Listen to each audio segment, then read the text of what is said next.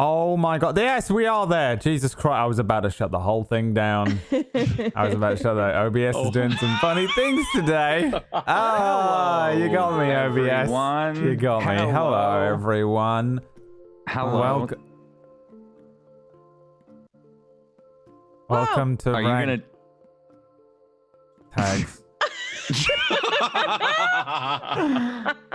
This is the problem if one of us runs OBS and the other one is hosting the show, and then I was like, oh, Brad's dying. I'm just gonna do the intro, but he was like, I'm gonna match you word for word, and I was like, what's up, guys? It's me, Brad Wodo, introducing Jay Brotatoe, who already introduced me kind of half again. It's me, Jay Brotatoe, back to me. How are all of you? Don't try and think of it, Zod. Don't try and think of it. I can't help it. Curse didn't hit. It looks like it's hurting. Curse tried to hit. It tried to hit. It tried to hit. I am so tired. Everyone's been hit by a weird wave of tiredness, and the OBS wouldn't work. Yeah. And Tuesday has become fully addicted to a live stream Hitchhiking. about hitchhiking. She's a hitchhiking enthusiast now. I'm good. I saw him get a ride. My I Tuesday I'm good. was watching a stream of a guy hitchhiking, and we're like having a conversation, and then halfway through, she's like, "Oh, he got a ride." And we're like, "What?" And there was so much concern and build up towards it. She's just going. It was a real journey. He doesn't know where he's going. Yeah. He doesn't know who's gonna pick him up. He doesn't know. Exactly. It's just like DMs are worried We get about players that. like playing mobile games under the table at sessions. I almost said conventions at sessions. I'm worried about the hitchhiker in the fucking corner of her eye. Okay. So I closed that tab right when you guys went quiet, and I was like, "Did I close Zoom?" 'Cause no one was talking, and I'm like, "Where's Zoom?" Whoops. Whoopsie. Gosh, Thank you. oh, I got garlic bread for later on, so this is. Hey, I know, right? I know. Share that Garlic around. bread. There it is. I knew someone would have to make that joke. bread. It's Don't only know me, that joke. Peachy, are going to get I it. don't You know that it? joke. I don't know that one. That's It's a very Brit. That's a British specific joke there. Fucking like a old, and it's European old meme, as or is it well. like, You reveal how yeah. old you are, It's and you so- fucking make a. Oof. I don't even remember his name. What was his name? K? What is it, like a commercial? No, he's a comedian, British comedian. okay. Fuck. An average sub-bar comedian, but was all over every TV show, like all over it. Oh, sounds Like a like me on the rash. front page. He had one Jeez. like amazing Like a special, rash. and in that special, Humble brag. there was a bit about garlic bread, and literally, I don't know the joke anymore, but the punchline was garlic bread, and that was it, and it It's was him good. being incredulous about mixing garlic with bread, and he does it for a while and just says, garlic? Bread? But he ends Garlic on bread? that. It's like Tuesday with hitchhikers. Yeah. He got a Obsessed. ride. Well, have you ever been able to watch a hitchhiker? I haven't. No, I can't say. no, I don't think I. I mean, yeah, on the highway when I'm driving by one, Yeah, but yeah, and you'd never pick one up, right? no, fuck no. Me either. I picked up hitchhikers before. Yeah, I've picked up his. Oh, you have? Wait, really? Well, looking for a ride. your countries are a lot less murdery, though. It's usually That's it. people whose cars run out of petrol and you just take them with their can to the next petrol station. I don't doubt that. Yeah, but like if I'm driving down the highway and there's someone on the side of the highway. With a Yeah, but backpack. in your country, he could have an AR fucking. I live in Canada, man. It's just all highways. That's the problem. Okay. You go a little further south. Listen, I think every time I've driven up from like LA to San Francisco, it's a pretty long drive. I don't think I've ever seen anybody on the side of the road, actually. Now that I think about it, I have never seen anybody like hitchhiking. Oh, I have. I've they've all seen- already. How do you been think I picked met up. Emma? I assume they were murderers. Welcome to Just never RagTags. brought her home. Just kept her. She's still in the car. Oh, He's in the boot. Wow. They say she's I still didn't in mean the like car. that. She's to this just like day. still sitting in the Wowie. fucking passenger side. Listen, we've seen Emma. She's come in and scared the shit out of us on Halloween. You guys remember when she popped in with that it makeup or whatever it Yeah, was? I hate her. She's done it. God, no. She does it to me all the time. Damn. She used to do it I to think me there's with a lot all of of the that makeups. On Ilios, yeah. There's a lot of that. She's we're like, We used to have like an open our older 2 apartments ago had you know what is it called where the bedroom is? You just walk up some steps, but you can still see it Loft? from the Loft. floor I think it's a below. loft. No, Yeah. no. Yeah. Well, in the UK, a loft is an attic, but whatever. Oh, I guess Either way, it's you walked up some not a steps, studio. and I was like laying in the bed, like watching TV or something, and there was like the guard rail thing, so it was Yeah. like slats or whatever, you can see through it. And every now and then I would just like look left, and she'd be half dressed as some sort of demonic creature, looking at me through the fucking bars of my the thing. Because it'd be like she would only do makeup at like 4 a.m. That's when she would record the thing. And she'd be like some demonic creature. It was fucking horrific. I hated it. Do you ever just Ew. carry around like a dart gun at that point, just to have it ready for anything? I don't. And if he It, hits her square in the forehead in the makeup, then Yeah. it ruins the whole video. and then I actually Yeah, die. Then I that's activate true. like a And then real he- monster.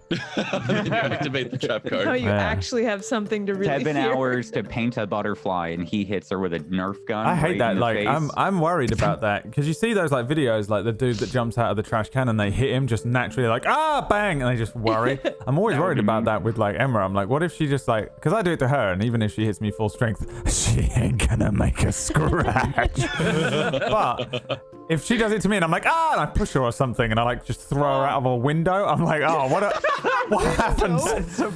That's some scary movie window. shit. You know, End like of Exorcist down the stairs. she's very small and I'm unbelievably strong. Yeah, I mean, he played Irish. That's true. No, like I do worry about that, like reaction, like crazy, like I'm tired and crazy, and then she's like, boo, haha, and I'm like, boo!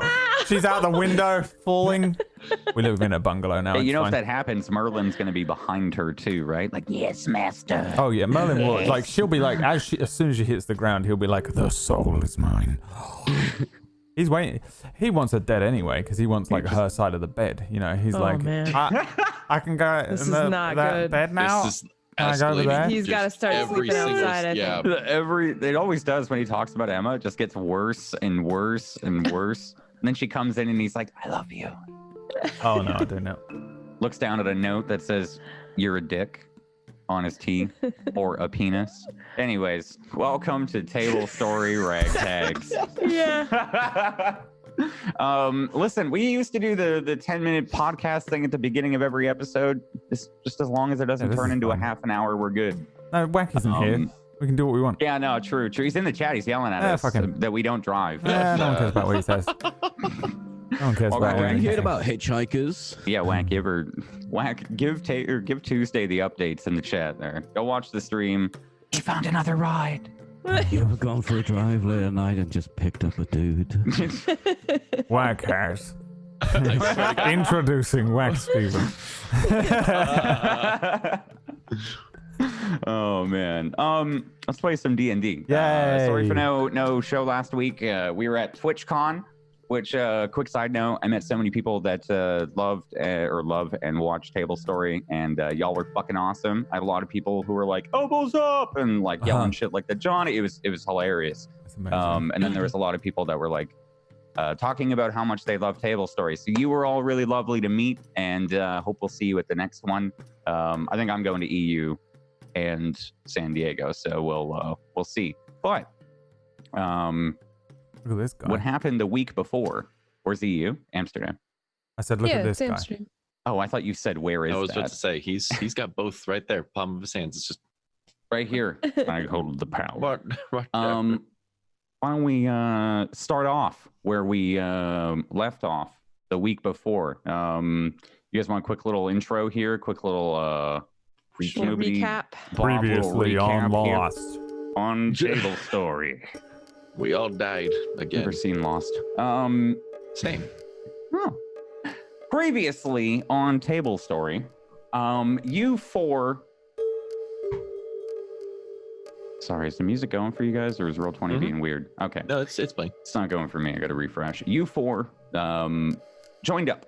Megan and Kale. You joined up with two new party members, Humphrey and Mammal, two dwarves that were fresh out of the woods, and joined you at the Temple of Eldath, where you ran into what seems to be the woman that has been hunting you down for the past couple of months since you first set off on your journey, Kale, with Taldro. And since all of these strange, terrible occurrences have been happening to all of you, Mammal was the only one that actually met her, the one that called herself Selena. She delivered a message from one that she claimed to be her master. She destroyed most of the inner workings of the Temple of Eldath and sent all of you down. Some of you willingly, thank you. One of you unwillingly, down into this vast lake, this pit, like a mountain-sized hole underground where a stillwater lake kind of resided. And you crawled up onto the shores and started making yourselves, or making your way through these crystal caves. Not until you got some direction from Elarir. He had told you, Megan, that he would reach out every morning, and he wanted you to relay your movements. Elarir, the kind of ancient temple keeper here that you had grown up knowing, Kale. Humphrey and Mammal just stopped by to deliver some potatoes, but have been kind of enveloped in this situation with them. And we now find you four traveling down through these crystal caves, taking a rest for the night, while Megan found a new friend. What did you name that thing? Was it Kevin? Vertigo. It was Vertigo. Vertigo? Vertigo. As you brought your Crystal. newfound mealworm looking thing, this kind of larva-esque worm that crawled through or ate through, actually burrowed through the ceiling of the underground cavern that you're in, and you'd found it started to chew on these crystals that grow abundantly throughout the caves, hence the name. They all beat with kind of like a 10-second electrical bzzz that travels. And you found this larva eats them. Traveling a little further throughout, you came to this bridge, a 50-foot chasm that this bridge spans across. These two large crystals rested above each other. They were wide enough to walk upon, but required some skill to hop down. And a couple of you made it across well enough, not before tying yourselves off. Humphrey and Megan, if I'm not mistaken, tied themselves off. But as Kale, you went across, you fell and rolled fucking terribly. Very terrible. The entire as I instance recall. was just so bad. It was But while bad. you were falling, your newfound companion Humphrey jumped to save you and kind of grabbed you and stopped you, but you were still falling. As Megan did some kind of Indiana Jones crazy swing around a crystal and uses momentum to swing through on the other side, grabbed you. But again, not before some terrible fucking rolls. Humphrey and Megan, you two were thrown back and slammed against that wall as the weight was kind of unbalanced. And then you fell again, Kale, thanks to some terrible fucking rolls. But Megan, you kind of had this heroic moment as you let go of the rope and fell down with Kale, grabbing her, but reaching your arm out to throw a stake into the wall. Keaton, dislocating your arm in the process, but saving Kale. And we find the four of you, I think a couple minutes after you've all crawled up. You've already made your dastardly escape and the quick scramble up. I think we last left here as you were all just kind of sitting down for a minute yelling at Tuesday for not putting on gloves. And rolling horribly. And rolling I forgot horribly. about the fucking gloves. That actually, the entire time, that You could have just been. need to attune to them for 30 minutes on a short rest. You have to tell me on a short rest you were attuning to them. I want to know how many times this group has almost died or has completely just wiped due to not taking a short rest. It's over 5, I'll tell you that. It's over 5. Where would Kesh be if so- that happened? Oh, Hmm. probably still a rock, bro. You gotta get those saving. I would have had key points. I would have had. I don't want to hear it. I don't. I'm gonna get something. I'm playing So a more we find- patient character now, so hopefully I won't have to keep doing the thing where I'm like, no, we go now, and everyone's like, well, we go where he says. We cannot. Can you walk? Yes. Then you can walk. Yeah. You can walk. I mean, So we find the the- four of you. I Go think. The where we had kind of ended off whilst you were all coming out of it there and taking a breath was just like directly down in front of you. It's shown on the map here.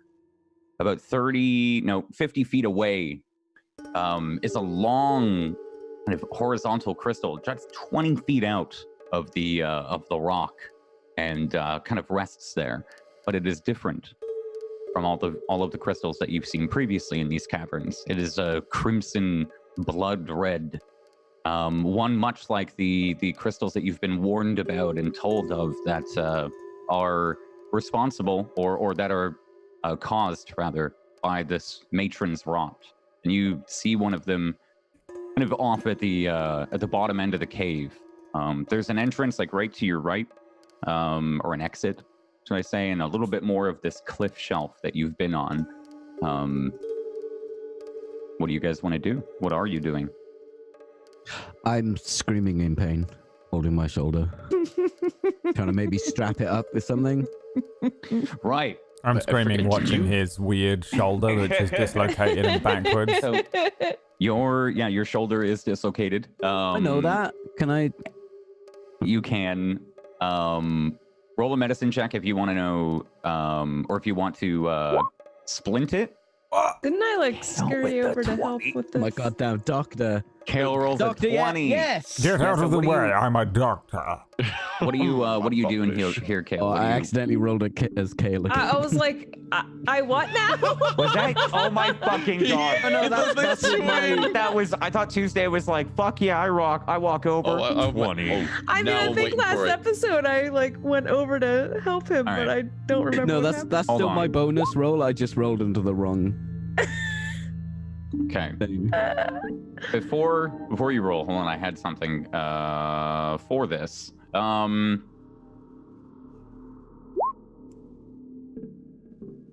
Is that you still rolling, or is that Tuesday? No, I rolled the first one and that's it. I rolled the Okay. second one. Okay. I Oh, didn't but roll you any of rolled them. as Kale. I got it. Okay. I All rolled right. at disadvantage. I I got just it. rolled under the wrong name. It's still Yeah, the you right. did. I thought you rolled under her sheet. Do not I need to under roll her a name. medicine check? Yes. I thought you were running over. Yeah, I'm You coming were over like, to I'm help running him. over. Yeah. Okay, so if you're coming over to help him, then yeah, you can roll one as well. Okay, this is gonna be me for reals. Mhm. Okay, that's me. 20 as well. What the? What the fuck? Well, you can see the difference. She's got a +5. Yeah. So yeah, I think here, as you said, you're in a lot of pain here, and I think you can fully feel it's been popped out of the socket, and all of your muscles here from like your neck down are kind of like inflamed in pain, and you can feel the rough tug that it's had. Kale, as you come up, you can. I don't think you can see or sense all of that, but you can see that is his right shoulder here. Well, you decide which was it, your right or your left. Left. Okay, yeah, I keep imagining your left. So his left shoulder here is noticeably longer than his right. In a kind of like sickly, like grisly way. You can see where his shoulder should connect. There's like a divot in his shirt where it's popped in. Ugh. Gross. Holy shit, is he gonna die? Oh, I can't look at it no more. Humphrey's already like halfway down with his like drinking from the flask. He offers it over to make it at that point. Like seeing that shit is just Oh yeah. I Even walk away I from him. will take some dwarf. You can take some dwarf piss, whatever Yeah, it is. some dwarf piss. I'd like you to roll guess 1d20 real dislocated. quick. Dwarf with piss your medicine is checks. exactly the same as whiskey. Yeah. Like, there is no difference. It's more filtered, so it's even stronger. Yeah. It's like 56% whiskey. Alcohol They actually content. age it, not in casks, but in their bladder. Yeah, depending on how old the dwarf is. This is 200-year-old, 60% alcohol content, dwarf piss whiskey. And literally just point at the dwarf that's actually having it sitting. At the end of every night in the pubs, they just take the keg out from underneath the hole that's in the ground, and then they just put a lid on top of it. Yeah. Some of them Tomorrow just night. chew on mahogany to get some good flavors in there. Oh, Jesus Christ. I will cure wounds and attempt to reset The timeline, can we reset the timeline to is, We before? reset the whole timeline. We have before three the alternate 22 realities caltrops going in on. Megan's ass too, but God we damn gotta it. get back. We need to The leave. caltrop ass. I'm Yeah. not, I'm not actually, So you cure wounds. I'm Yeah. not actually injured, there are a lot like of as in mass HP wise. I was going to say with your medicine. Mm. Did you? No, you did take damage. You did. I've taken 1 damage. Oh, Oh. yeah, you rolled really poorly, huh? Yeah, because you all right. Because you made it but didn't make the harder check to not have anything shitty happen. So, as I was gonna say here, medicine with the medicine check, you can tell that he doesn't need healing, so we can Oh, okay.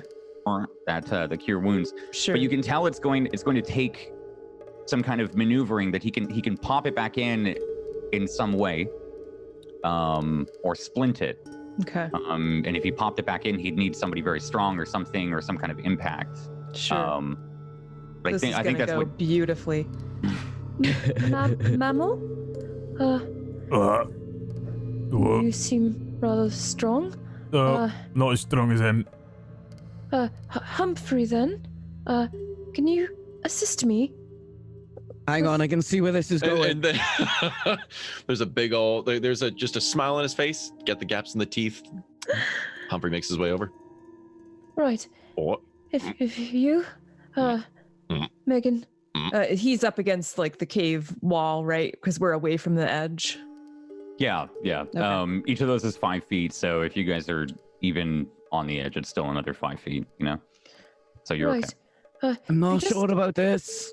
Press here, and I'll gesture to where I want him to apply force. And just quick pressure, and then we're done. Right here, and I'll point to the spot. And I probably am wearing an expression that looks somewhat doubtful, but maybe a little hopeful. Humphrey, And I'll back We got away a 20. little bit. Can we say this is the correct way? But if he gets a 1, can we have the scene from Judge Dredd with Sylvester Stallone where they pull the arms off the dude? permission to beat Megan with his own arm. for saving me. Just crushes him. To Yeah, I know. this will just be a strength check from whoever's helping you. I'm That's leaning on against their the wall end. like I'm going to be sick. It's my one thing. I have it on my sheet. It says that if I see anything get dislocated. in Can't handle before it. there's just a smear where While Megan I'm in a was. cave Yeah. after crossing a bridge, Of crystal. I'm sick. So, Humphrey, you have your fingers in the right positions. Right, Kind of have yeah. your hands on the like going into his shoulder. Give me a strength check. Just a straight up strength check. Just a strength check. I don't know. Would I get advantage on? No, this wouldn't No. be. What It's could just a possibly straight up. go wrong? Strength checks made to push, pull, lift, or breaking objects. I get advantage with. Oh, You are pushing. Okay. You can. I'm All going right. to shove. sorry, Peachy. Oh, This is going to go man. through your shoulder. Sorry. So with advantage, I was just fucking with you. Yeah, no, with advantage. That's I mean, the all word right. pull or push is there. All right. Well, 18. 18 Nice. makes it, breaks it. Yeah, there's a. Makes her what? Wait, Oh, does what to God. him? Snapped his spine in half? Breaks There's him. a pretzel left over of Megan. No, there's a kind of loud, like sickly pop and a shoot of pain that goes up your neck into your ear and kind of rattles around the back of your Regret. cranium. Your ears are ringing, Megan, and you can barely hear on the right side. I think your leg starts to spasm a little bit, and you get it in. It's pushed in. And you can feel it as well, Humphrey. I don't know how gross it feels to you or anything, but I mean, I know how gross it looks to you, Zot, but Oh no, images in my fucking head. I'm just imagining and I'm just like, yeah, it's but more fleshy. oh, it's, yeah. No. And it's like when you crack your neck, but there's like the cartilage in there and everything too. And Okay, you're done. You're good. Yeah. Yo, You've now- gone So, too yep. far. it goes in. Yep. A lot of pain, Megan. A lot of pain. I think if you do scream, it kind of just echoes out throughout the cavern continuously until it goes down into that abyss.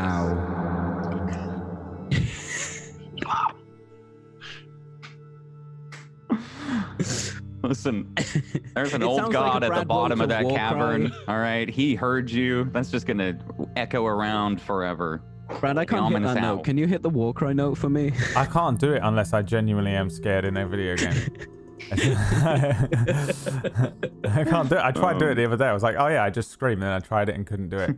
And then like 2 seconds later, something jumped out at me and I screamed. So unfortunately, I can't now. It is not voluntary. It comes from real fear. So yeah, you push this in, and there are those sounds like I described.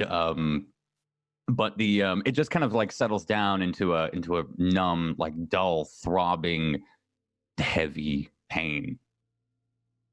I'm gonna go ahead and check that it's in. Humphrey just kind of pushes up and just kind of like backs away slowly. Kind of not sure if he actually did it right or not, but just walks away. Yeah, give me another medicine check, Kale.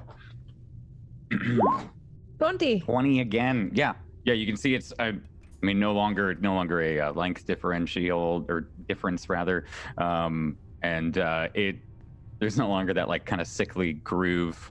Mm-hmm. Looks aligned, proper. Okay. Oh, Humphrey, you've done it. That's perfect. Thank you. How do you feel, Megan? That sounds about right, actually. Ow!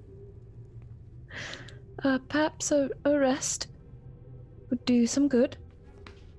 You know that weird, not sobbing, but you're breathing, your diaphragm's just trying to make you sob. I'm kind of doing that. Yeah. Does anyone have a torch or a lamp? Oh. I got a lamp. Hey, let's borrow it. Yeah, I'll give him a hooded lantern. Oh my god. Before this show ends, I need to use every item in my inventory. Okay. All 22 ass traps. We got you. Oh, yeah. They're not in the ass, Tuesday. Pretty sure That was gonna be my joke. In the ass. Okay. I want to go and look at the thing. But I had dark vision, which is in black and white, isn't it? So I'll take the lamp to see colors. Yeah, this is what, like a hooded lantern, you said? Okay. Yeah. Yeah, as you start to walk towards it, you can feel the breeze of a small draft there from the exit just behind you. You can hear kind of the echoes rolling around, call them dungeon sounds, TM, as they kind of come out of there. And as you get a little closer to this crystal, you can see the same energy that belongs and exists in the other ones, that same kind of bzzz, the arcing current that runs through them. But for anything else, roll me an investigation. Yeah, investigation. The giant crystals that we crossed over, did they have the same kind of like electric kind of like current type of feel with them? Okay. Yeah, every crystal that you see seems to operate on the same timing. So it's got to be stupid hot right now. Like I said before, it's like it's getting increasingly hotter, but it's not like oppressively hot. Okay. It's not so hot that you can't breathe. You're also now in a kind of open, wider, cavernous space. It may only be hard to breathe because it's feeling like the wind is kind of sucking down into this abyss here. Like it's hot, but it's not. You guys would be sweating, but not dying. So yeah, but every crystal that you look at, they all seem to have the same little arc. 18. Yeah. Sorry, I got cats running everywhere, man. What specifically are you looking for when you look over the crystal here? I'm just looking at it because you said it looked different, and that's weird.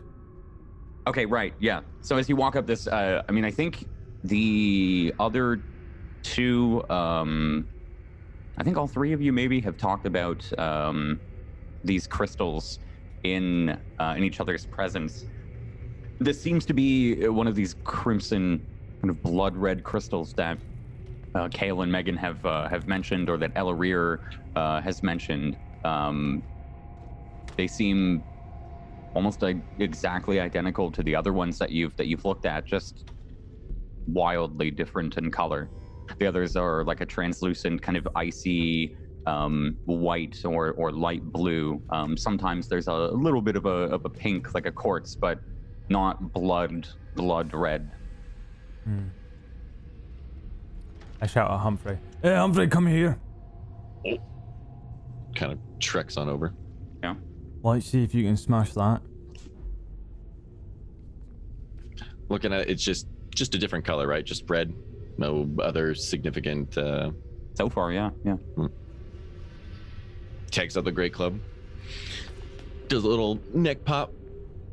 Puts it over his over his head, and just goes fucking to town and just whomps it. Okay, while you're swinging, roll me a perception check. Perception check. And then make your attack roll. Natural 20. So while you're swinging, I think there's maybe like a reflection or cast a light. You can see there is something different about the crystals. Something that you notice immediately, it looks full of liquid. It looks like the liquid, you just see like a little bubble. The liquid is giving it the color, not the Can I tell like itself being that thickness color. or density or anything like that with the liquid? Is it like chunky? Mm, When you see something crimson, you're gonna think. I don't think you can tell the thickness of it. No. I'm not sure. Yeah. I don't think you'd be able to. Okay. But you can see immediately that it's full of liquid. Liquid. If you still want to make your attack, roll me the attack roll. He told me to swing. I'm swinging. 26. 26. Give me the damage. Giving you the damage. That's a 8. An 8. Your club kind of strikes in maybe directly in the middle, and it kind of bounces off immediately with like a resounding, this is like wood too, right? So it's just like, it's literally like, it's like vibrating in your hands for a moment. Yeah, it's pretty close. Yeah. It as you look, doesn't seem to have done any damage. Try it again. Give me another attack roll. Damage. 21. 9. Another hit. Nothing. Just kind of deflects off immediately. Maybe starts to go the other direction. You almost hit Mammal with it as it flies back. Alright, stop, like, mate, stop, mate. Stop, I'll hold the hand up. Nothing. Alright, well, that's plan A. To smash these things up out the window. What about that wee little critter? Whatever that is. Turn around, look at. Did we bring it with us? Megan, did you jump with? Yeah, you guys did bring it. Yeah, I know everyone was like, "Oh my god!" It's Megan's son. Yeah, Vertigo. Yeah, you still, you still have him. You two back there. What do you guys think you're doing? What do you think you're talking about? I'm probably watching this happen. I'm not trying to stop it or commenting about it, and Megan still seemed to be in some pain, so I'm probably not touching that arm anymore. Hey, Megan. Just. What? Sorry, what? Come on down here. Bring your wee little boy. All right. I like get up like pained, you know when like a major part of your body, anything else you do with any part of your body will hurt this. And I'll go over there with and I'll present Vertigo. Yeah, he comes up and brings that little sickly worm thing. I see if you can take a bite out of that. Well, the crystal. Aye. It's different, right? Yeah. I notice it's full of liquid. You can roll me perception or investigation. I will roll you an investigation. 19. No, as you look at it, you don't see anything anything off or anything different from the other crystals. They look the same, but very, very differently colored. It's also like kind of an intimidating color. I don't know really how to express that, but this is a really, really large crystal. And it's like a weird uneasy feeling with it at all, or is it just kind of just roll me insight checks. Because just seeing it being a different color, it just crimson is one of those things that just seems to stand out. Yeah, that's what I meant with yeah, I think it makes you guys uneasy, Megan and Humphrey. Mimel, I don't know, maybe you don't care. I'm colorblind. I think it does make you uneasy. I think it's pretty intimidating rather, regardless or whether or not how you feel. But I'll try and direct Vertigo's mouth to the. Oh, I've tried to do that before. It's impossible. He won't take any direction. It's very hard to work with on a professional level. Yeah, so you lift him up, and his hands are kind of doing that like thing as it's clawing and pawing. You put it up to the crystal. Yeah. Okay. I just try and hold him close to, maybe push him into it a bit so he knows. You know, there's something to eat there. As you do, it opens its mouth, and then takes a chunk out. But there's a simultaneous sound of like pressure releasing at the same time as and wetness immediately as like on the floor, blood starts to pour out. In droves past its mouth. It starts to like sputter it out, whilst still chewing on the rock. Oh, what the fuck is bleeding? It starts to push away from it as it just all starts to pour out. I will save him. Yeah. You pull him out of the way. He's kind of like soaked in it. It looks really weird on this translucent fucking worm. But there's right out of the bite hole. This liquid just seems to pour endlessly, as if it was all compressed as tightly as possible in there and just pouring out in a torrent. It's not really like arriving at your feet or anything. It kind of stains on the sand and begins to flow out. Behind it here on the map is a little bit of a decline. So it starts to flow out and then down into the abyss. Is that fucking blood? Oh, that's not blood. Can we tell if it's blood or not? On a 14, I think you both know it's blood. It's just chunky and yeah, very does it viscous. seem to be it doesn't seem to be like hardened at all, or it doesn't seem to be like clotting at all. It just seems to be like just fresh flowing. Viscous. Yeah, it's And does it seem like as if it's like flowing like constantly, kind of like a like almost like a vein, or does it feel like it's just kind of like just pressure up in this particular one crystal and it's just slowly seeping? I think you can tell it's slowly seeping. It's starting to kind of like not deflate, but it's starting to empty. Sorry. Okay. And you can see the level going down. Fucking gross. It's It fucked. just- Why is that in there? Did you say blood? Hey, like magic. Yeah, these blood crystals are full of blood.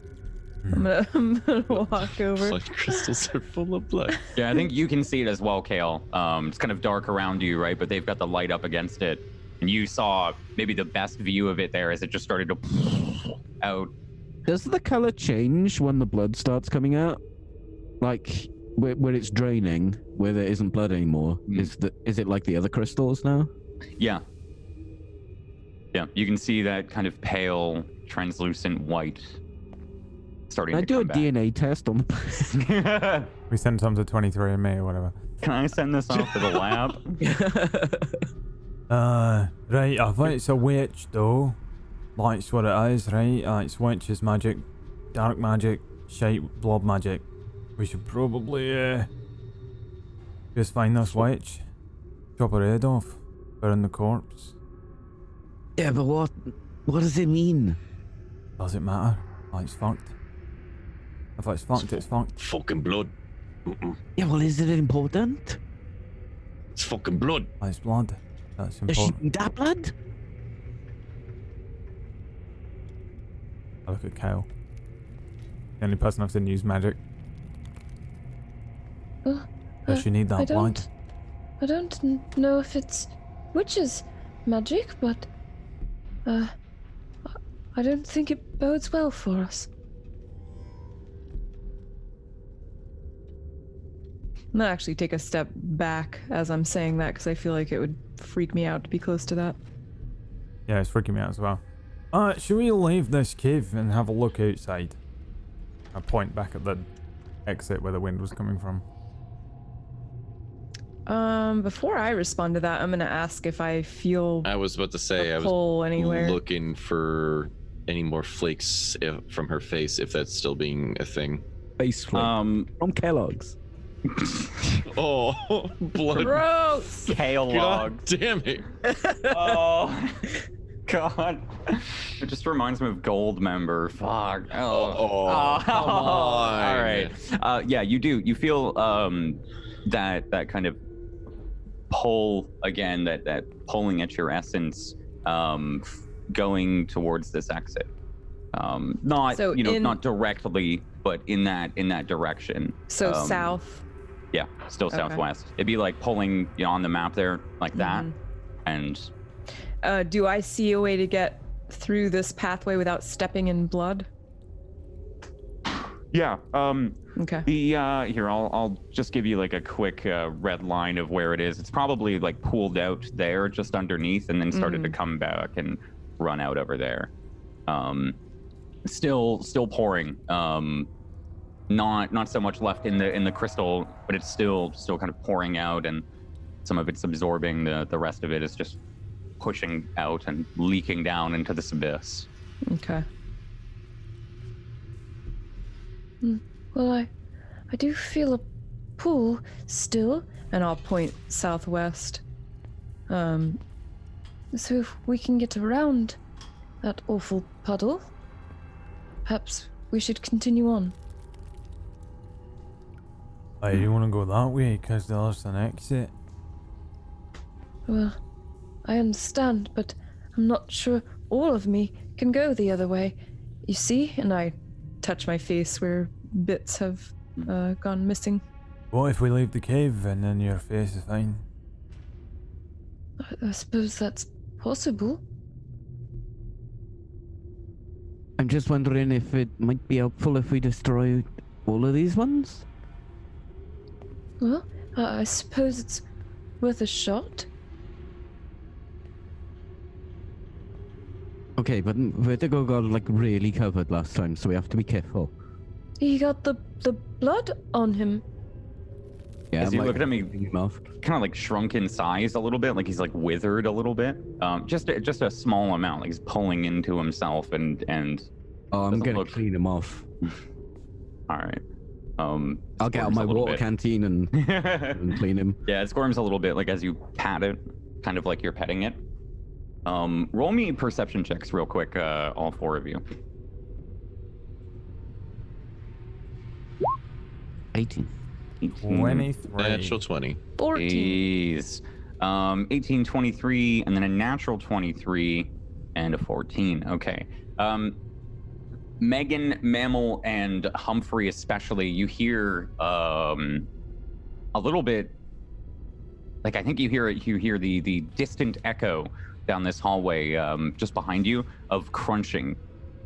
At some other point here, Humphrey, maybe after that's gathered your attention, kind of would sound like Vertigo eating one of the crystals. A short time after that, there's a kind of stomping or like a hard impact that you feel kind of reverberate through the ground, Humphrey. Only Humphrey feels this, but it's just maybe like a shaking of the feet, and there's like a small unsettling of a bit of dust on a wall. Would it feel natural, or would this feel like the crunching? Did that sound close, or did that sound distant and disturbingly large? It sounded like a distant echo down this hallway. there are maybe like 1 or 2 crunches that you hear. As far as the kind of reverberation that you felt, roll me a survival check with disadvantage. I can definitely do that with disadvantage. That's gonna be a 14 or a 14. You get to choose. You're gonna be like, am I pushing or pulling? Am I pushing in the furthest at all? Yeah, I think as thinking about it, even for a moment, maybe trying to focus on it, it was such a light kind of flutter of a vibration. I think the thought is just gone immediately. Just hearing crunching and just assume it's another vertigo. Okay. Can't even think about it. Another crunch kind of invades your. Is that coming from behind, like the direction where the wind's coming from, or is that? Yeah. That's this thing right here. Down below the crystal, it is kind of the end of this shelf here.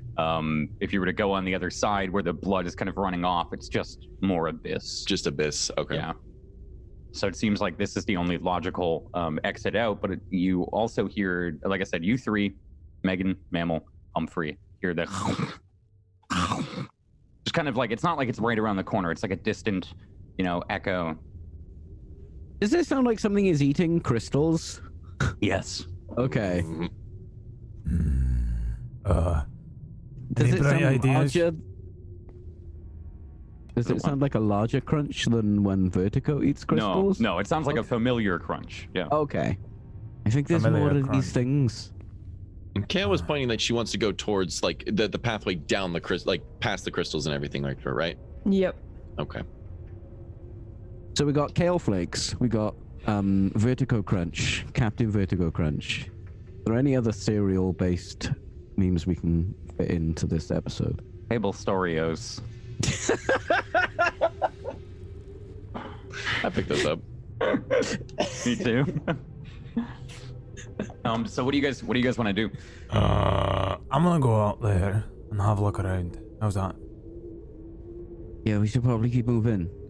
And I'm gonna check out Virgo, because you said he was like, was he like just recoiling from the blood kind of deal? Yeah, Or- yeah. I think as far as you can roll me an animal handling check if you'd like to.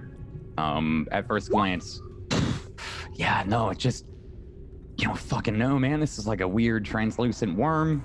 I'm that just you gonna feed picked it up. crystals. Just a hitchhiker, It caught a ride finally. picked Doesn't him know up. what to do. Yeah. I'm So just gonna feed him some crystals and. okay, yeah. There's a couple small ones that you can just like hold it out to, and it takes a little nibble on the edge. You can see the crystals that it had like kind of digested, right? Because it's a little see-through. You can see the kind of blood settling in its stomach with the crystals there, and then it takes a couple bites of this and looks to be a little bit more invigorated, but still like recoiling, still a little bit smaller. Mammal, you're going down that hallway? Are all of you, or is it just Mammal? Yeah. I'll probably be sticking to him, if anything, just making sure that with the recent noises too, I don't want anything popping up. I feel like going forward is the best option. Yeah. Kale? Yep. Hesitant? I'll follow. Okay. So you all continue along. It's this kind of hallway here, oddly enough, for 1 or 2 minutes, there are no crystals. It seems like the walls are pockmarked with holes where 1 or 2 would have been. You can see like an impression of where something would have been previously. But this room has no crystals. Not a room rather, but a hallway. And eventually you start to see them reappear amidst some pockmarks still in the walls. They start to reappear, and then suddenly you reach another series of caves, and shortly thereafter, where you can hear the crunching, I think, a little louder as you kind of enter this series of cave networks. As you come out of a kind of small hole, it opens up into a larger room where you can see then abundance of crystals. There are large ones and clusters of them and small little flecks of them all over. You cannot see what's causing that crunching or what's eating these crystals, as you guys have assumed, but you can hear it a little bit louder now. The kind of the tops of the caves here also change a little bit. Previously, they've been like unadorned or just like dirt, not from a man-made cave, but seem to be natural. And these ones, they have a small bit of like moss growing on the top. They seem to be a little bit more moist, and it gets a little hotter as you come into here as well. But the crunching gets louder. You can hear another. I suppose I could probably hear it now. I didn't detect it before with my perception, but is it loud enough that we would all just hear it now? Yeah. I think it's like as you start to enter that small pockmarked cave, you can hear it start to echo throughout. Humphrey feel? How everyone hears it. Does Humphrey feel any of the same vibrations that he did previously? Give me another perception check. Sure. Or investigation. Definitely perception. Natural fucking 20. That's my third natural 20 with perception. Yeah, I think there's another moment maybe where you step into the cave, kind of take in your surroundings here, all like 30 feet of this small like opening cavern, and then just across the cave, maybe whilst you're looking, you see another piece of dirt unsettle. Maybe knowing to pay attention, you can feel the reverberation yet again. Kind of just pausing and just kind of standing still for a second, just kind of trying to concentrate on where it might be coming from. Just if it's going to be a big boy. I think you can tell north on the map here, like cardinal north. Okay. Up here where I've got the thing, it says 40 feet. It is probably where you would have seen like a little fleck of dust. You'd be looking across the moss. There's just a small rock that, and you feel that kind of reverberation. But it's very, very subtle. Only enough that you've seen it on those two rolls. So the club's gonna come out and just kind of stay by his side. Yeah. Okay, so yeah, you pull that out. I think you all see that too. Eyes are all shifty and shit, but you're getting jitters.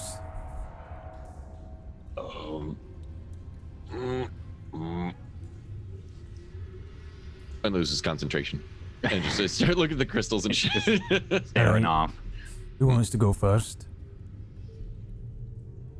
Humphrey just starts walking forward. Okay. Humphrey leads. I'll go after Humphrey. Megan. I'll go after Megan. Kale and Mammal. All right. So you continue to walk through the caves. Is there anything you want to be doing, any of the four of you, as you walk throughout this kind of room here, this initial room? Tending for my child. You say tending to your child? Tending. Yeah. Roll me a perception check, actually, Megan. Anybody else? Yeah, I mean, I would be keeping an eye out, so sure. Okay, perception or investigation, whichever one you want to look for. Tell me what you're looking for. Oh, is it? I'm looking for danger. If it's regard to this room, it should probably be disadvantage because I'm caring about my child at the moment. No, that roll there was for you noticing him. About the child. About the child. As you bring the child into the room, I think with each crunch, you can see it's got these small little like fleshy things like Shrek ears. You know, Shrek's ears. Yeah, they like small little holes, just minuscule, and you can see them moving. Kind of like a dog adjusts its ears towards sound. Whenever the crunching goes off, it's like almost radaring in. And Kale, that's a 23, just to kind of generally look around. What are you looking for? Well, definitely toward wherever I hear the crunching, but yeah, I think whenever we hit a new hallway, I'm always keeping an eye for danger. Okay, yeah. So far, there's like the shadows in this room. They don't seem too deep. There don't seem to be any crazy hiding places as you look along the roof of the it's kind of like moss covered. You don't see any predators or anything lurking or anything camouflaged. Nothing on the ground. It seems solid and stable, and there don't seem to be any red crystals in this room. Kind of sound, the only sound that you can hear is that crunching and the occasional zzz every like 10 seconds. It's kind of like a rhythmic thing now, as you're surrounded by them. Can I put Vertigo down in like a pile of crystals that I know will just keep him occupied? Yeah, sure. Yeah, there's one pretty close to you there, right in front of Humphreys. You all start to walk by it. You can throw him down on there, and he starts to like immediately go in and like pawing and pulling. Whether you let him go? Yeah. Yeah, he just nestles down into the beginning of it, at the very middle of it, and just starts to chew in a middle point. Then you guys continue on. I'm free. Hang on a minute. I've probably already got my one goggle on. Yeah. Hang on. I want to sneak ahead and see, like, go towards the crunching, maybe. Okay. I want to be sneaky. Yeah. Humphrey just plants his club down and just leans up on against it. Roll me a stealth check, Megan. 13. Ooh, 13. Man, you're hidden. Don't worry about it. You're hidden. I'm hidden. Yeah, you start to move throughout. As you come up to about here on the map, you can see the tunnel starts to get kind of like claustrophobically small, and these crystals start to like jut out in a bit more aggressively. I think I actually have a handout to show you guys for that. So they there we go. Can you guys see that? Cool. Yeah, so they start to like get a little closer together, and the ground starts to be covered in some of the droppings of other crystals. Maybe they're not fully grown crystals; they're just like flecks and kind of like shavings almost. And as you push through, give me a dexterity check, or you can do acrobatics. Okay. So like We the lost whole, on. at this point, the entire. Oh no. Oh no. Sorry. Keep going. I don't care. He'll be back. They'll always come back. will. Is the cave like made completely of this crystal at this point then? Is it like all the walls are covered in Yeah, no, like it's they're just starting to get a little bit constructive. You can still see some of the walls here, but I'd say it's like more than half. It's gone from no crystals to a room full of them, and now they're starting to like close in and cover almost every inch, but not so. Not quite, but Yeah. it looks like that's where it's going. Yeah. All right, acrobatics 15. Oof. Terribly. 15. Yeah, so some of the points here are quite sharp, and you've never really traveled down here before, so there are a couple of moments as you're walking along, maybe your foot shifts and you look down at that, and as you turn your head back up, there's a sharp point that would have struck you in the eye, and you can quickly dodge out of the way of that. It's almost like a circus act for a minute. You almost like are sent flying into the wall, being speared on one, because they're quite sharp in here, and then finally you kind of like stumble, make it on the wall out. There's a free space, and as you come into a larger room, you can see kind of traces of small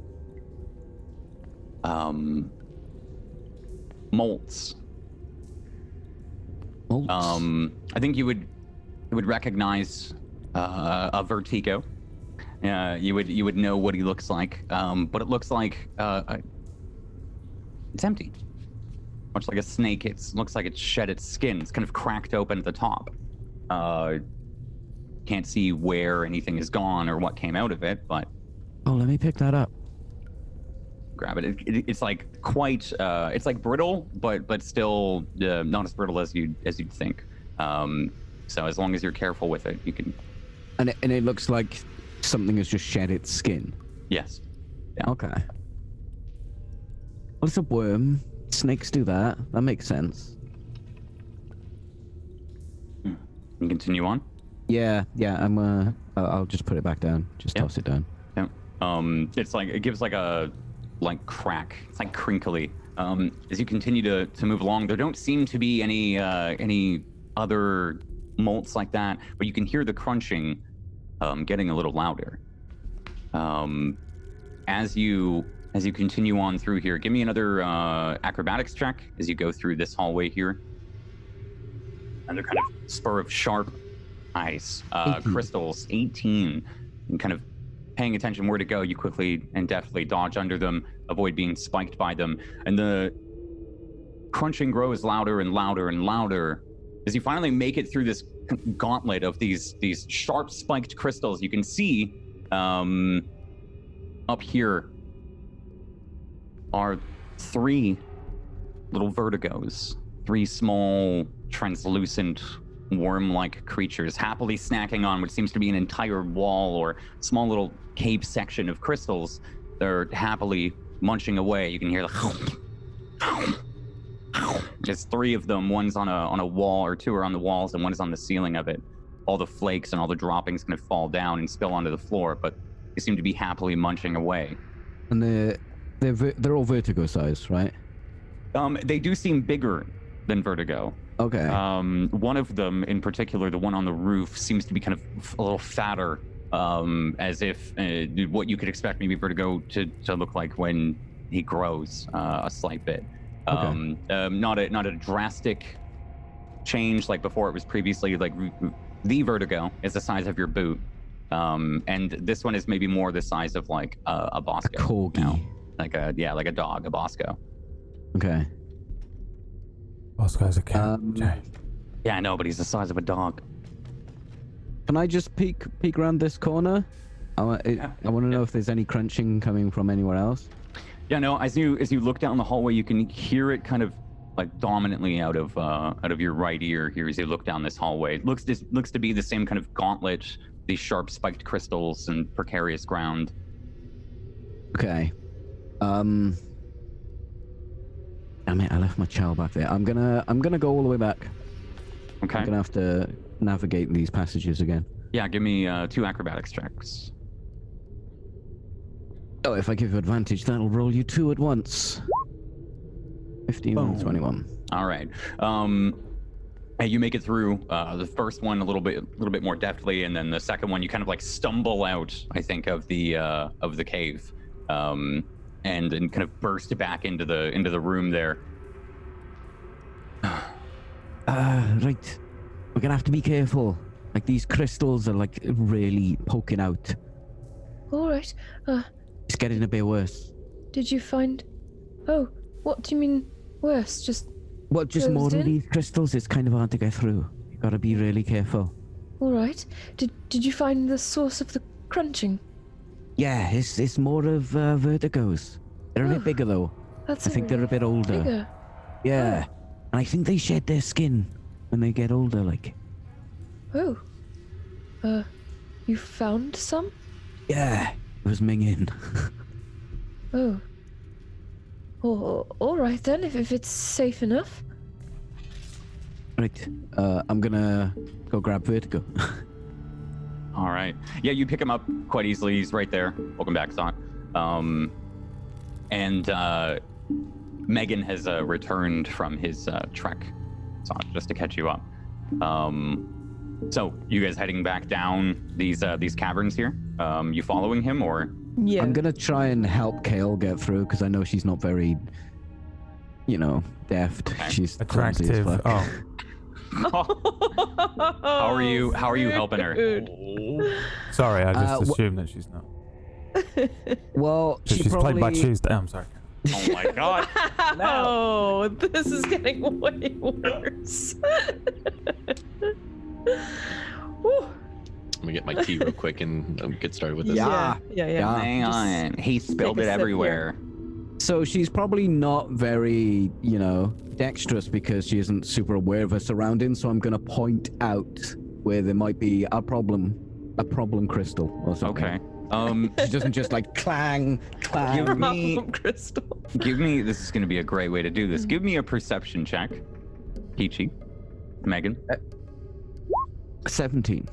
All right. So the same as I described there to Peachy, as you start to traverse through these hallways here, this next set of caves becomes a little bit more claustrophobic. These crystals are quite sharp and they kind of jut out and potentially block your path or stick you in the back or scrape you and cut you if you misstep. So as all 4 of you start to travel through, roll me acrobatics checks. Kale, you can have advantage. Okay, that's for the best, just so you know. Bloody 19, mate. Bloody. 12. 10. Together, that's a 17. Please tell me Humphrey's just walking through them. He's walking on his face. I would love to just like bulldoze right out through. This will depend. Give me a strength check, Humphrey. This is a natural 20. You can walk the fuck through. Natural. Okay, so natural 20. Oh, do I get advantage with this? Because I'm pushing through. You are not. Oh my fucking sure. God damn it. Sure. Sure. All right.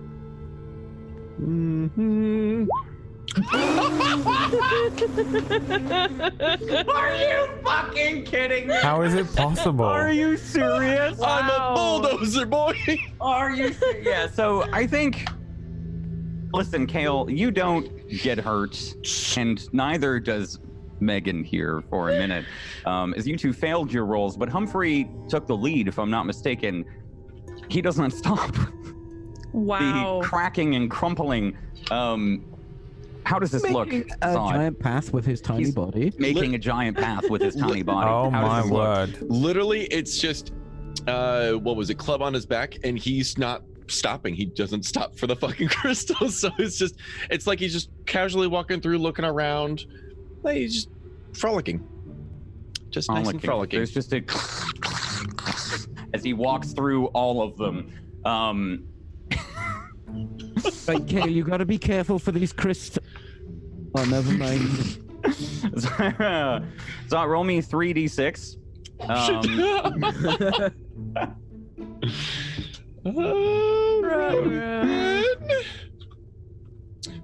And then all of you give me acrobatics checks. Again, Kale, you can have advantage because Megan is trying to help. As you make it through the second part of the gauntlet, as you walk through this, Humphrey, you take 10 points of damage. Some of these stick and jut. One like kind of gets you, I think, like in the rib, and as you walk, it just snaps. You clear through and then come to a somewhat open area. None of these crystals they look either eaten or broken or not as sharp.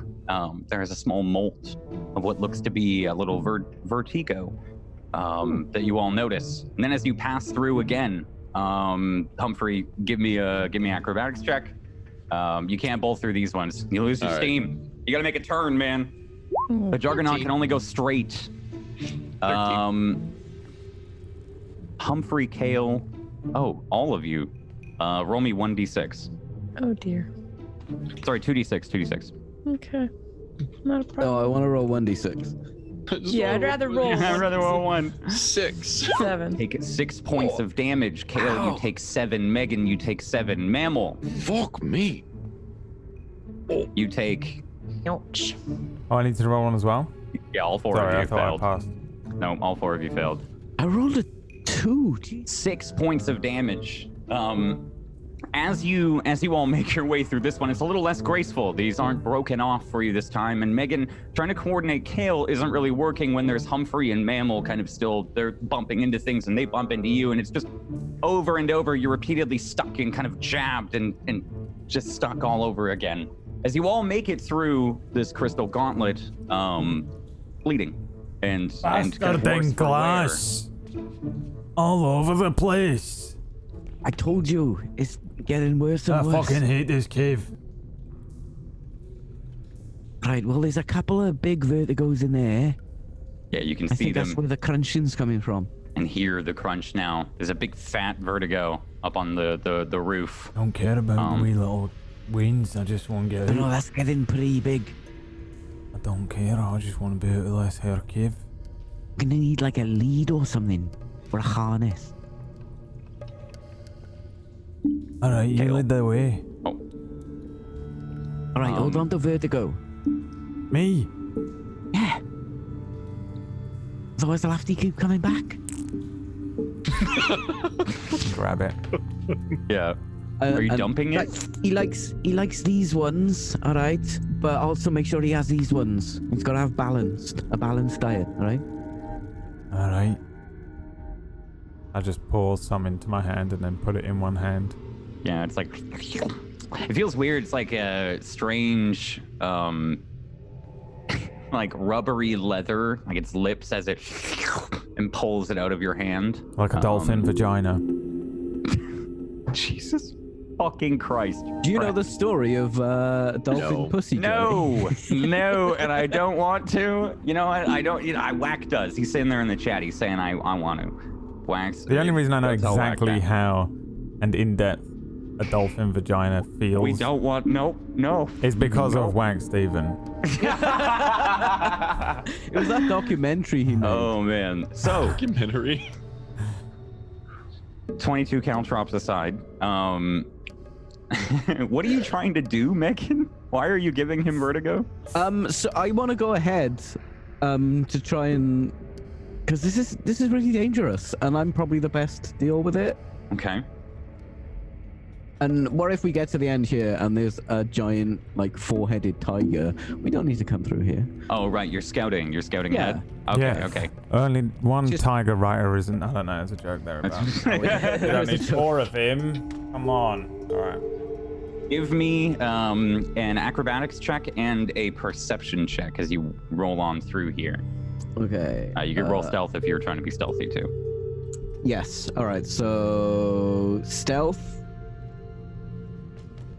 21, acrobatics 25, and jeez. perception 18. Nice. All right. So as you start to make your way through here, without the other 3 around you, you can do your thing. You can kind of deftly like dodge and weave and duck under some of these larger crystals that are like they jut across, and you have to duck under them or climb over them. As you get to this T-junction here, it opens up to the right and the left, and then again a little bit in front of you, leaving 3 paths to go.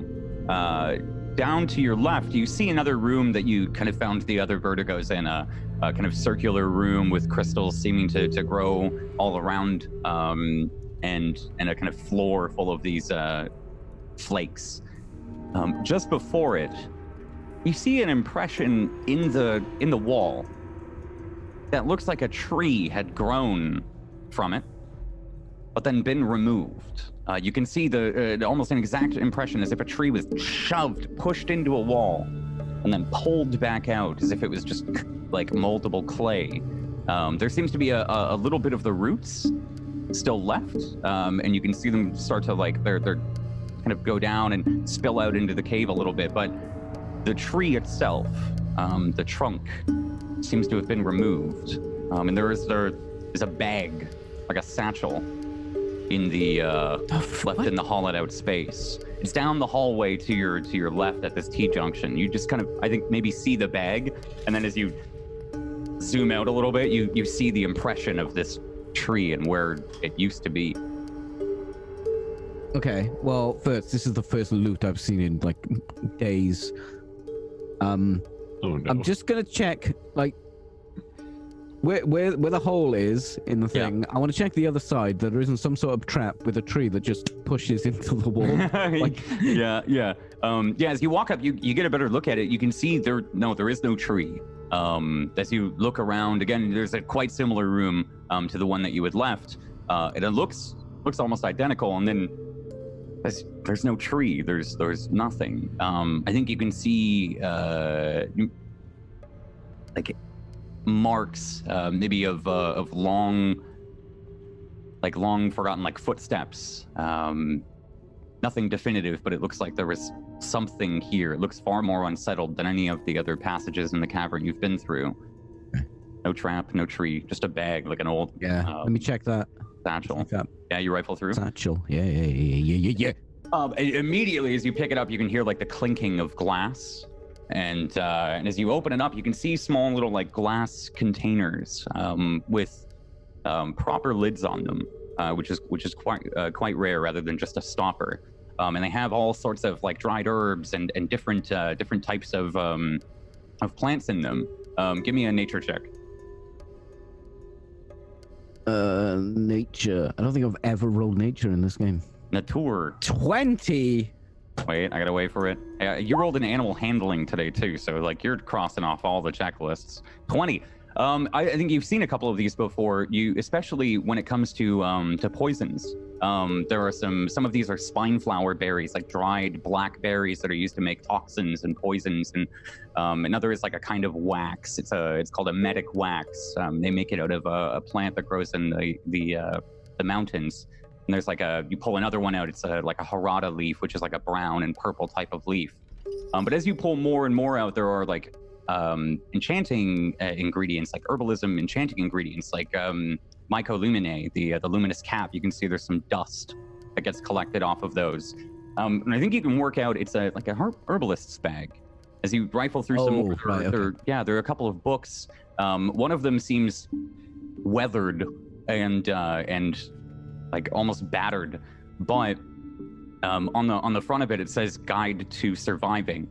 In very, very faded letters. It looks like there should be something else at the bottom of it, maybe surviving Vormir or surviving the apocalypse or something. Some of the pages are worn, but look like they could be repaired. The book itself could be repaired. And as you pull over another book, it seems like the pages have all but been lost. But in the very middle of it, there was a note, and you also find a small silver chest, like quite similar to the ones that you found in that city that you burned down. There's a small there's a small little chest, except it's not made of any wooden mechanisms. It's pure like silver. Can I open that? You get like kind of a note. It seems locked. Okay. Seems locked. locked. There's a note. What's the note? There's like a scroll amidst all of it. Do you want it? Yeah. You can have it. Hold on. Boom. Look in your thingamabob. Wait. Should be in your handouts folder.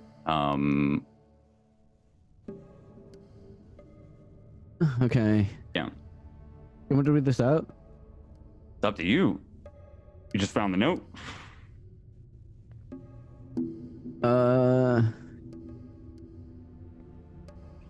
If you want to read it to the group, you can wait. Weird.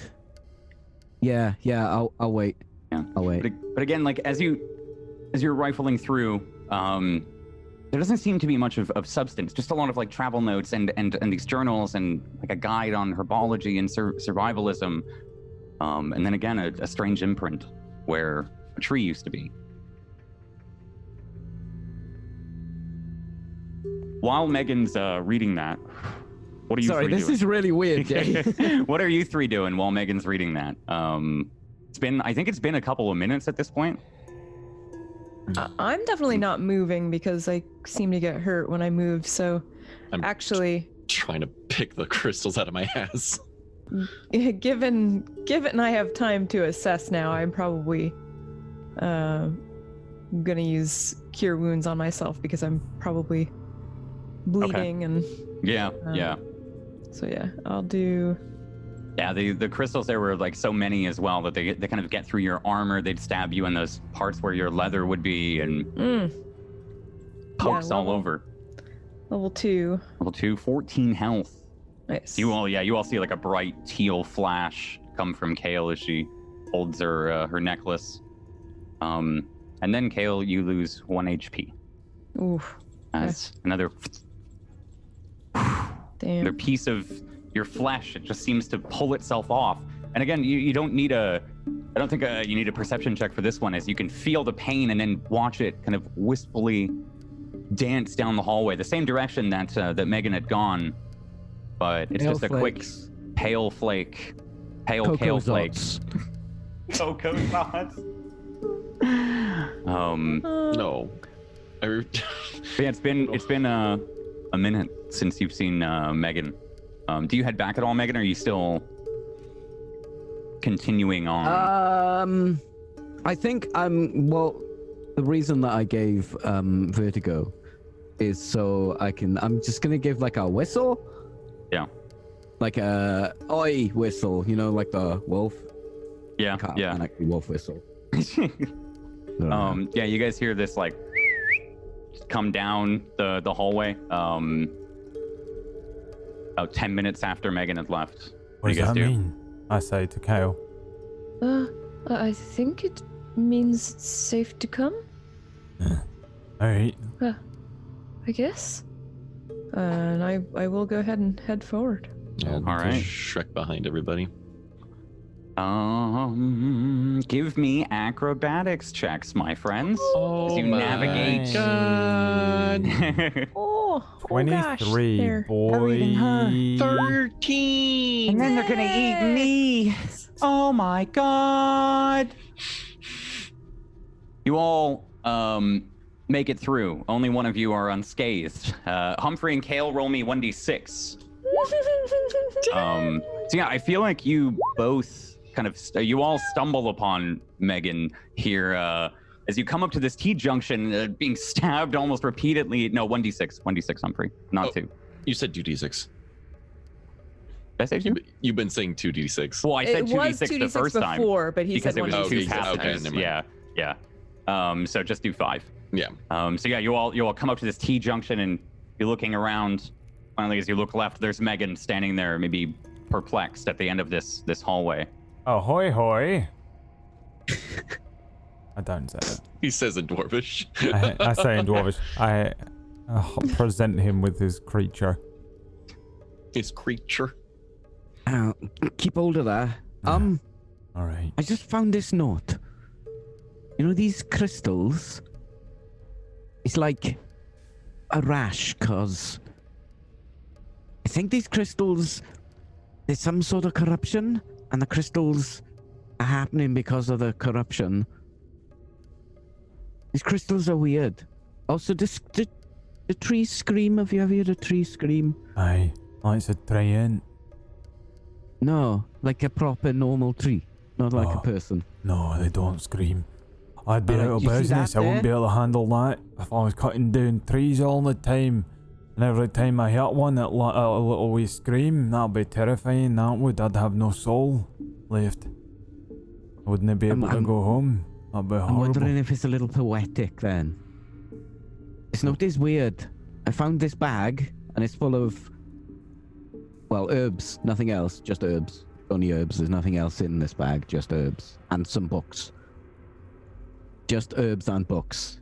2 books. Herbs and books. Nothing else. Insight check. Give me an insight and a deception check.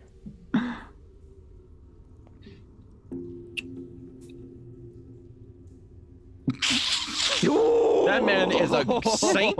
A He 9. would never fucking lie to me. He is a 9 god. from Megan. Humphrey. Why are you only getting natural 1s and natural 20s today? What the fuck is happening to your Roll20 account? This just have you paid them this month? Yeah, Humphrey, natural 1. You have no idea. There's a maybe another crunching, or you hear vertigo, and it just distracts you immediately. Tension's kind of taken away, and then Megan continues on and on the Who wiser. do I think's the smartest out of this group? It's obviously not Humphrey. You roll an insight check. the fuck you mean? You haven't even said an entire word. You, man, you're the smartest. Oh, I'm the smartest. Okay. You. Is that actually On a true? 4? Just out of On curiosity. a 4, I think he actually might be the most Mine's a 10. Mine is a intellectual? 10. Mine's 15. 10. 10. You actually are the smartest person. That's fucking I'm not used to depressing. being the smartest That's person in funny. the room. Yeah. The 3 Good of luck you. role playing this, you fucking dumb. The 3 of you roll me perception checks. Not Megan. Not Megan. As Megan's He explaining. no this. longer sees with his eyes, he sees with his mind, like Charles Xavier. Grows a third eye out of nowhere. Yeah. Actually, sorry, Mammal and Humphrey, you two get advantage. So roll another. Yay! Yay! 10. Hey, Um, 22. You can see the wall, as I think Megan at one point pointed at it. As you maybe look at it on a second or third glance, you can see there's an imprint of where a tree used to be in the ground and the wall. You can see that again. The roots have been they've grown out and they exist. So you know there was a tree there, but just above the trunk, it looks like it's been cut. Not a clean cut, but it's missing. Can I look around? Is there any evidence of like a landslide or like any land like it's sinking down? Just kind of looking at the walls. Yeah, give me a perception with actually, you know what, on a 22, no. Because that was your advantage as well. You get advantage for stone stuff too. Yeah, it's the stone you cutting. can't. No, I mean you know this is a naturally made cavern. Whether it said no landslides have happened, it just seems to have formed whether through erosion or something like that. But no, nothing's like brought anything in at all. No. Yeah, just trying to look around and somehow like just justify a tree down here. So This is a terrible place Stands to out. grow a tree. All right, well, this note says that the crystals are being caused by something like a A witch. corruption. some sort of corruption in the land, which Aye. this guy thinks is the water. Do you show it to them? No, I'm not. I'm Okay. I'm the smartest one here, Jay. And that's also true in the party, so... Like a coal for Christmas. And they're like killing the trees. It's on about screaming trees. That's probably, you know, a bit of flourish. Killing the trees, eh? And the animals. Yeah, I thrust the vertigo creature towards Kale. Can you hold dice? Oh, all right. Yeah, he likes these ones. Give it the These crystals ones? as well. Make sure it has one of the other ones in between, though. The other Hey, vitamin ones. B. Oh, all right. And then I will lean down at where the tree was and see if I can make anything out. Okay. Give me an investigation check with advantage. Because I'm a woodcutter. Yes. You're good with wood. Just want to see if I can make anything out from it. 9. I think you can. There's tell no that tree. this I'm was- not good at Yeah, wood right. stuff. I can't. Yeah. You can tell that this has been kind of like roughly hacked at. Maybe like desperately. It's a pretty shit job. And then, like when a tree kind of topples over and it hasn't been a clean cut, sometimes it can like splinter vertically, right? So there's little like vertical splinters that are sticking up out of it as if it was cut a little bit and then pulled out, like forcibly snapped out. You can see as you look in some remnants of the tree within the wall as well. There seem to be like growth that mixes in with the moss, like leftover branches that seem to somehow still have life. But as you look down and again near the cut mark, you can see like red sap kind of leaking out of the cut marks of the tree, out of where it had been snapped. There are small little red stains. And maybe it's been like leaking for quite a while. There's a little bit of a stain on the trunk. What type of wood is it? A redwood. Fuck me, a redwood in this cave.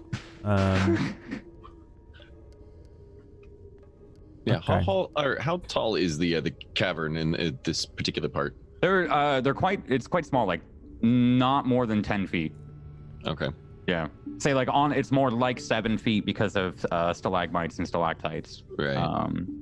But not more than 10.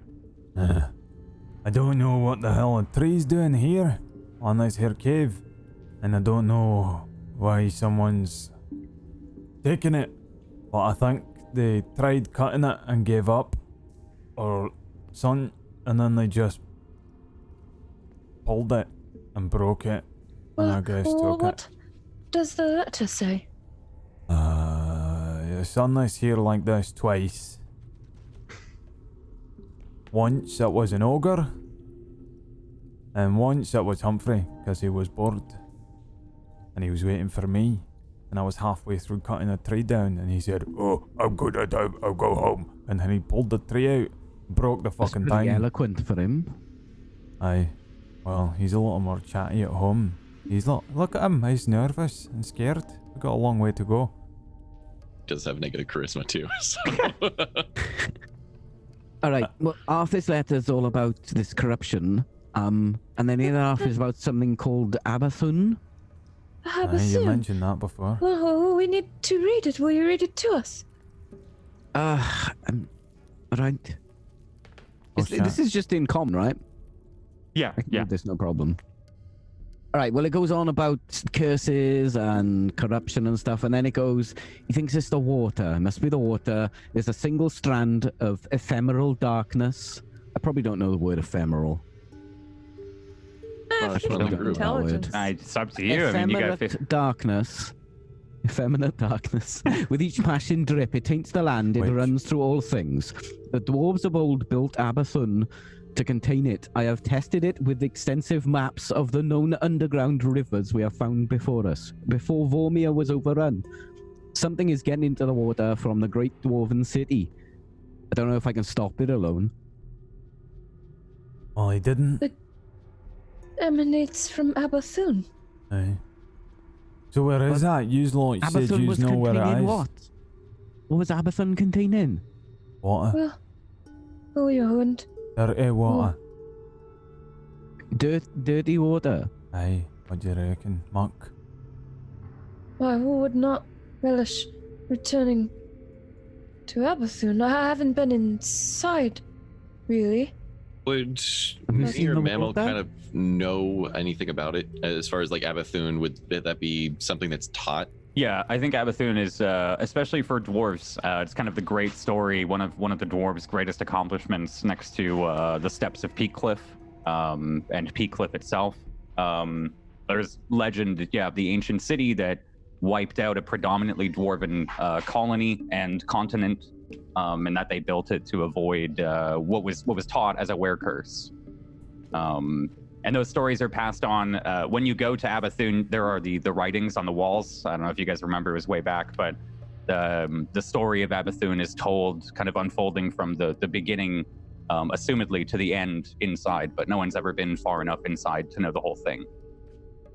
But I think the myth is quite well known, or the story. I'll pass the notes because Humphrey seems to be thinking. I assume. It's just Hey, more guys, of go. just stop motion kind of pictures in his head. You can all see that now, I'm gonna hand him the note. Because Jay, I think you should read this out. It's really weird and cool. I like it. Yeah, I can read it out for you guys if you want. Yeah, that'd be great. It says, and my memory slowly fades, so keeping this is the only way to account. But the land is sick, and I cannot find the source. The ground is ridden with corruption and decay, but it is not the source. Neither are the trees, nor the animals. They suffer and rot. Once nearing death, they scream. Even the trees, the pressure of the crystal breaking forth from the very essence of being. Why do we suffer?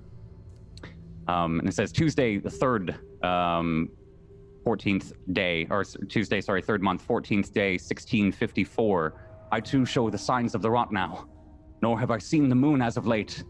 I cannot predict my next move. How many curses lie within me, within all of us? Who will save old Bristlebark, the tame dog of curses? And it says Thursday, 5/14/1654. The water. It must be the water. It's a single strand of ephemeral darkness with each passing drip. It taints the land. It runs through all things. The dwarves of old built Bethune to contain it. I've tested it with extensive maps of the known underground rivers we have found before us, before Vormir was overrun. Something is getting into the water from the great dwarven city. I don't know if I can stop it alone. And then it's been like torn a little bit and faded, as if it goes on.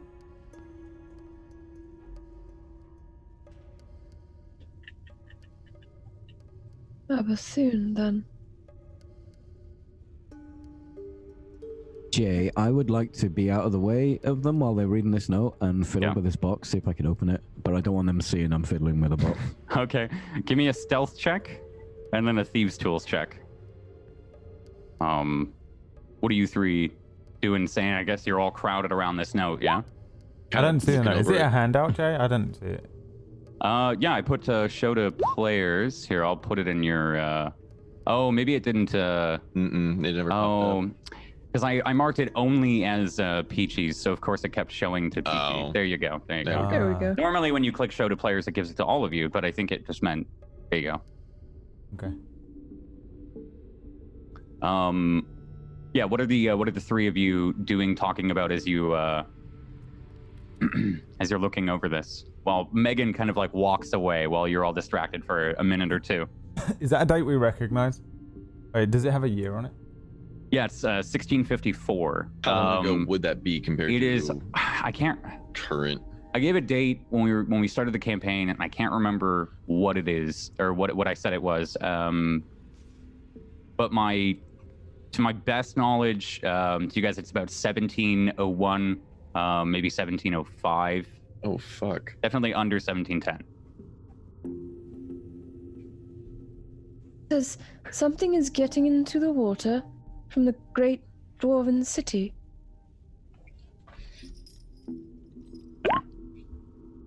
Now it's canon. 1705. Oh, it's the voice I recognize.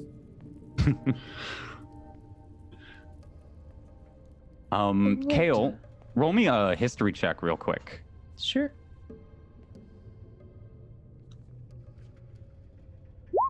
15. There is a right in the middle of the text. There is a name that you recognize, Bristlebark. Yeah, for sure. Yeah. For you, Megan, as you like walk away, you'd have to get a little bit away from the group. I think it like as you go to fiddle with it, you can hear there's something inside like heavy that clunks around, and it kind of like settles the weight and rattles the lock. As you walk away, so you go a little further up the tunnel there. You crack it open with your thieves' tools.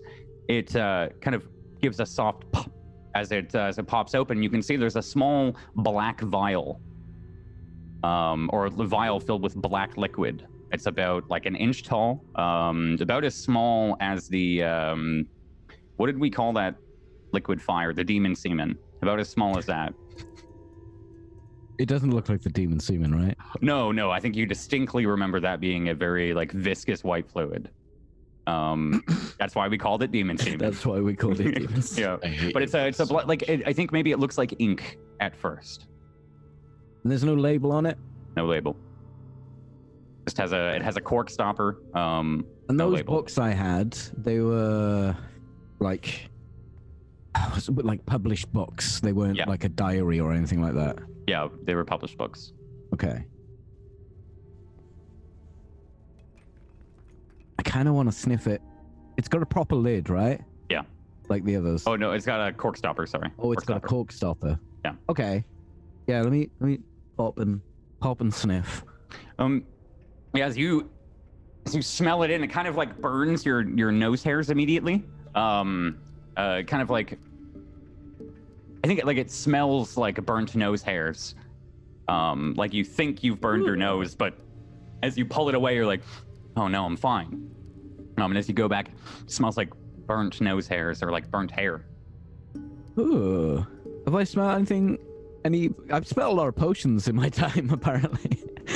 I think maybe the closest thing is like the oil slicks or like tar slicks that they'll put over gates. I think maybe you've been there for one of the Peak Cliff moments, like the Battle of the Steps. They'd pour that over to the bottom of the steps. It's like a thick, like tar-like solution, but this is definitely not it. It's got a lot more. It's less viscous. Something special about this. I'm gonna keep it in the box. Because it's in that box for a reason. Yeah. And I'm a bit worried about it. Okay. Yeah, it seals back forth with a lock. What are you three doing down the hallway? After reading the note and everything, Humphrey just asked, "What was the last time you were at Bethune?" Oh, like it's been months, but I think I could get us there. It's apparently very dangerous, though, and I did not go all the way in. And there's a gatekeeper of sorts, and I look a little shifty, like I don't really want to talk about that part too much. I don't want to scare anyone, because we have to go there. Aye. Yeah. Ex-boyfriend. No. I've seen that look. Definitely not. Alright, we can just say that you're with Humphrey now. They won't give you any trouble. I'm just looking sideways at him, like... Anyway, we should talk to Megan about it. He'll at least remember Bristlebark, I think. Oh, you know who that is? I know Leogren Bristlebark, but I am not sure which Bristlebark they are. Oh wait, is that to. the dude that was a tree? Well, yes, he was. Was that Peachy or Megan? That was me. That was Yeah. me. Is I don't sound like Megan. It was He's getting worse. It's bleeding through. Oh. I live in a particularly Welsh part, so whenever I go out, everyone sounds like that. That's why I chose that accent. I think it's just all... I'm turning Welsh again, no! So Megan walks back into the room, quickly stuffing something in his pocket. Kale, for some reason my brain just reminded me of Bristleback. You remember Bristlebark? Isn't he was like a tree, wasn't he? He was? When you Is he say he shaped was like a that? tree, what do you mean he was a tree? He was like a person, but he got turned into a tree. It was like a Right. curse. Yes, Right. and you. And where's the he was tree? ill. Perhaps we can go and talk to it. I point to the hole, the tree-shaped hole. Would you say he looked like that, Kale? Does the tree hole look a good deal bigger than Bristlebark? Or is it about the same size? Give me an insight check to both of you. Is this cave Bristlebark's mother? Are we in Bristlebark's mother's womb? 23. 23. Yeah, I think it looks about the right size. 6, Megan, you're not quite sure. Looks familiar. I think it's definitely familiarly sized for you though, Kale. Like you. Yeah. Yes, it was about that size. Right, so... You snapped him in half. He's dead, right? Oh, Bristlebark? Aye.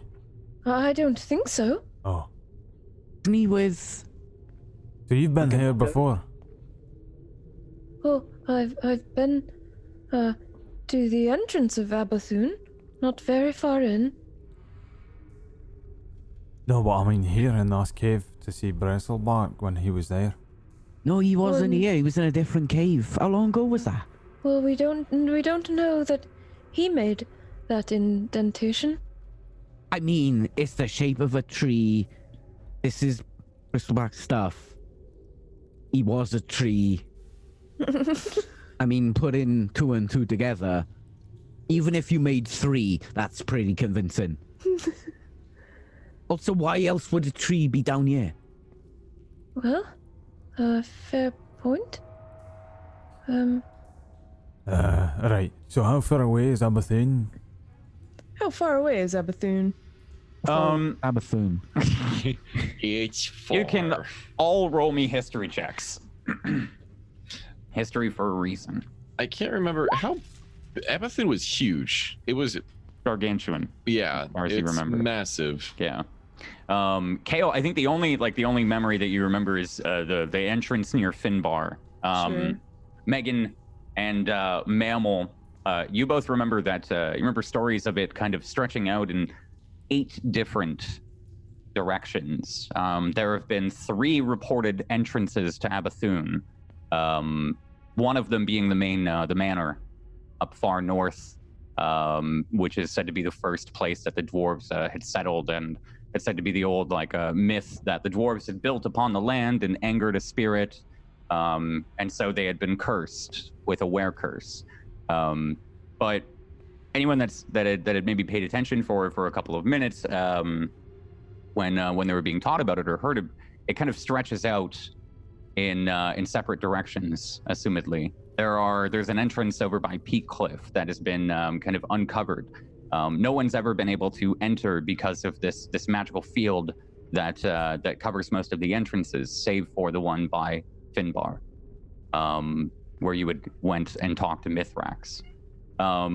It's presumed that each entrance is similarly guarded or looked after, but there are presumed to be 8 entrances and 4 discovered. 1 in the western forest, 1 in the northeastern mountain range of Peak Cliff, 1 in the southeastern range of Finbar, and another in the northwestern range or northern range up by the manor. The manor's where we're heading for anyway, wasn't it? No, the manor's like way north. What the fuck are we heading for now? The first landing point of the dwarves was the very, very, very west, where I think somebody had pointed on the map and said they might be there or something, and given you that direction. But when they had come across the land, they settled eventually in the far reaches of the north. So the nearest entrance we know of is Peak Cliff? No, we're like Could be halfway across the map. West, yeah. You guys are in the. Let's pull up the map. You guys are in the western Fade Woods. You would know here. I'll mark some on the map. Like there's one here in the northeast. That's Peak Cliff. There's one down here in the southeast. That's Bethune. There's one up north. Sorry, that's south, not southeast. At the manor. And then you guys are over here in the Faded Woods. I think there's, you would know one's like over there in the Faded Woods.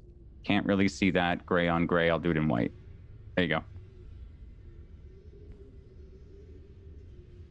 So either way, it's Maybe- bullshit far away. Yeah, maybe you guys pull out your map while you're looking at this. You do have a world map.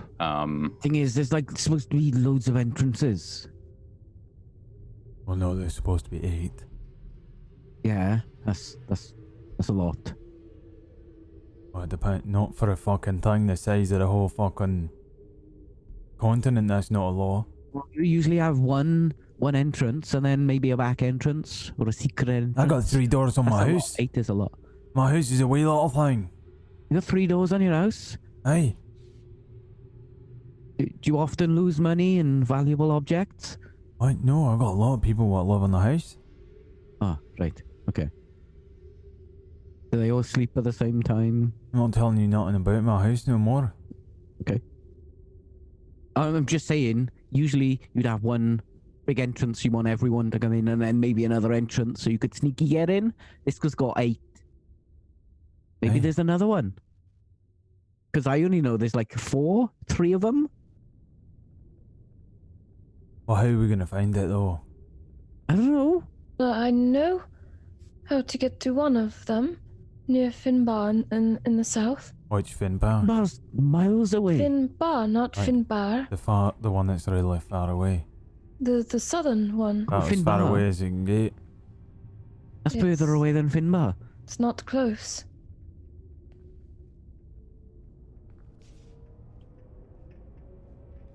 Look, this note seems to think that these crystals are growing because of whatever's happening, and then whatever's happening is being caused by this place, and it's getting pretty bad in here. Maybe we're close to another one? Well, there's one in the western Fade, but I do not know how close It's it a bit is. far away from here. Aye. It's one in Peak Cliff. That's probably the same distance.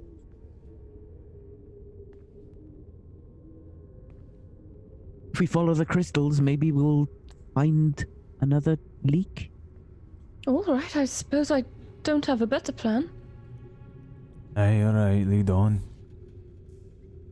Are you alright with vertigo there, Hale?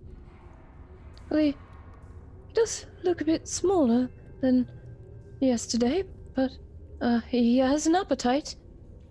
Yeah, he's hungry, boy. He's growing. I think he's gonna get about this big. Oh, that's rather large. You'll have to make a papoose for him.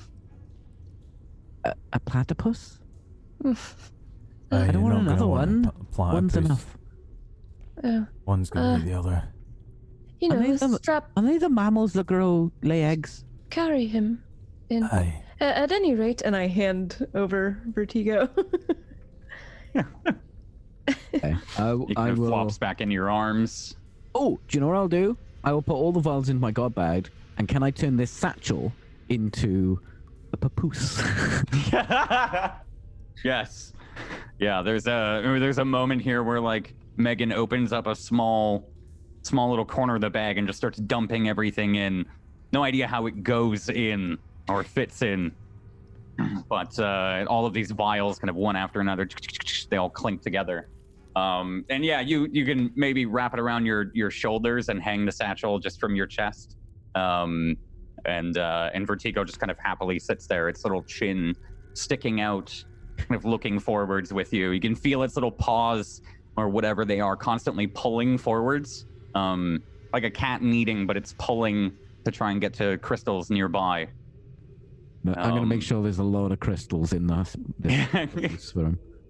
Yeah, you fill it up and it's got a little, every once in a while now it'll duck down and chomp, chomp, chomp. You guys continue on? Yes. Yes? I'm All right. gonna lead the way though, so I can Okay. maybe Oh. point out problematic crystals. Okay. Panic. Roll me perception checks as you begin walking, and you leave this kind of gauntlet here of these sharp, pointed crystals, and don't see much danger along the way.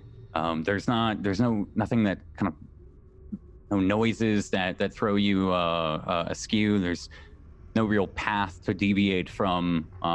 The kind of sharp-pointed crystals seem a little bit easier to manage.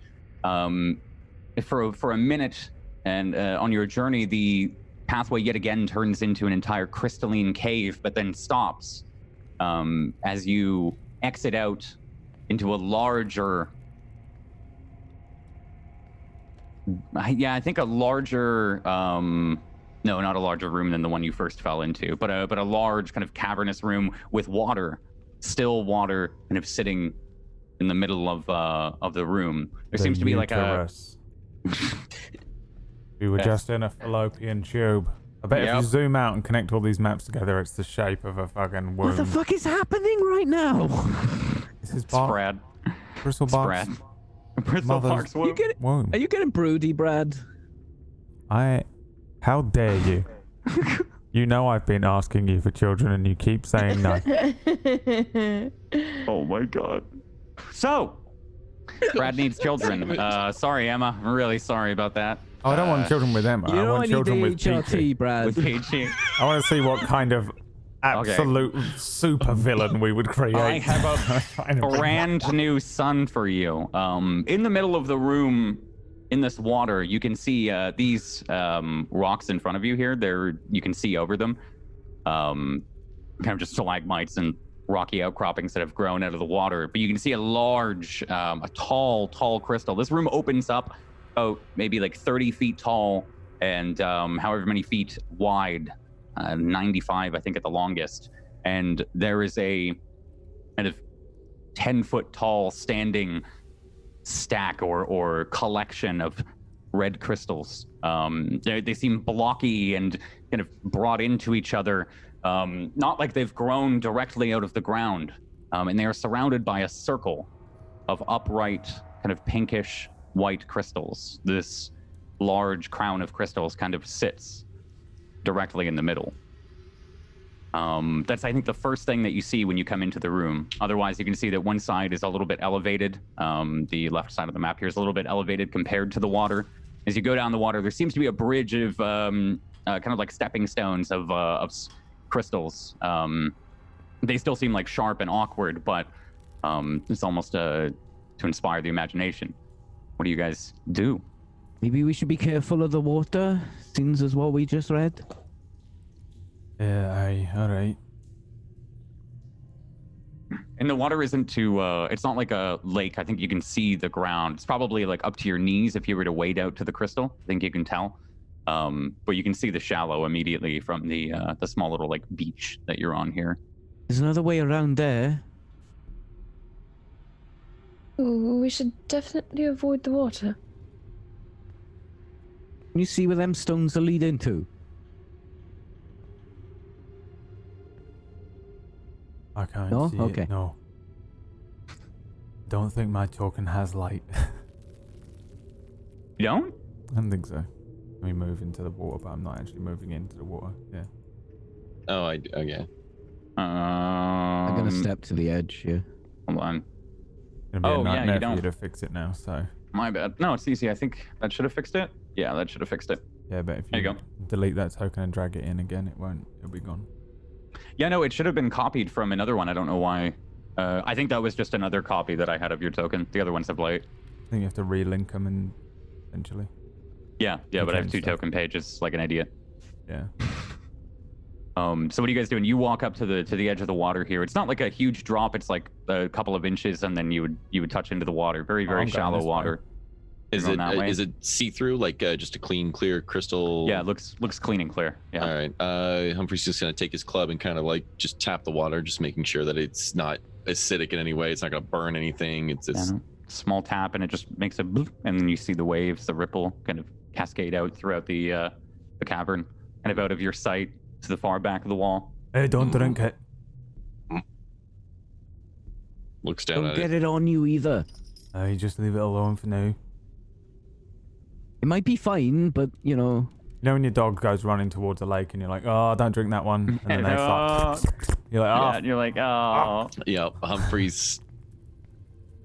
no. Come on, not after the last worms you had.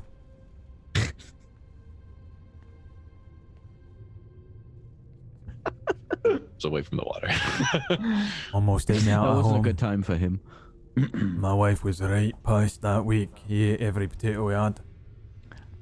Roll me perception checks. About Oh a minute's God, it's passed my here wife. while you're talking. Anyone is looking at the water. Natural 7. 1. It's good because you're looking away. Okay. Damn it. Lovely. Apparently, I'm staring at my feet. Kind of want to, trek around the outside just to see if. Yeah, it's a much more elevated edge here. You guys can go all the way down if you'd like. As you come out, you can see kind of smaller growings and outcroppings of crystals, but are there any like patches or grooves that are missing, like the kind of like how they were hollowed out?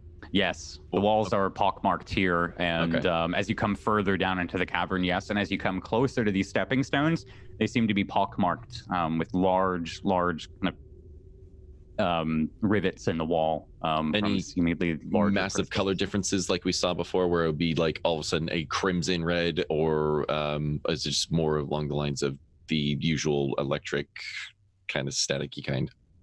The only crystals that you see out of place and out of color would be the large kind of crown of red crystals. I think it would bring to mind what Elarir had warned you about.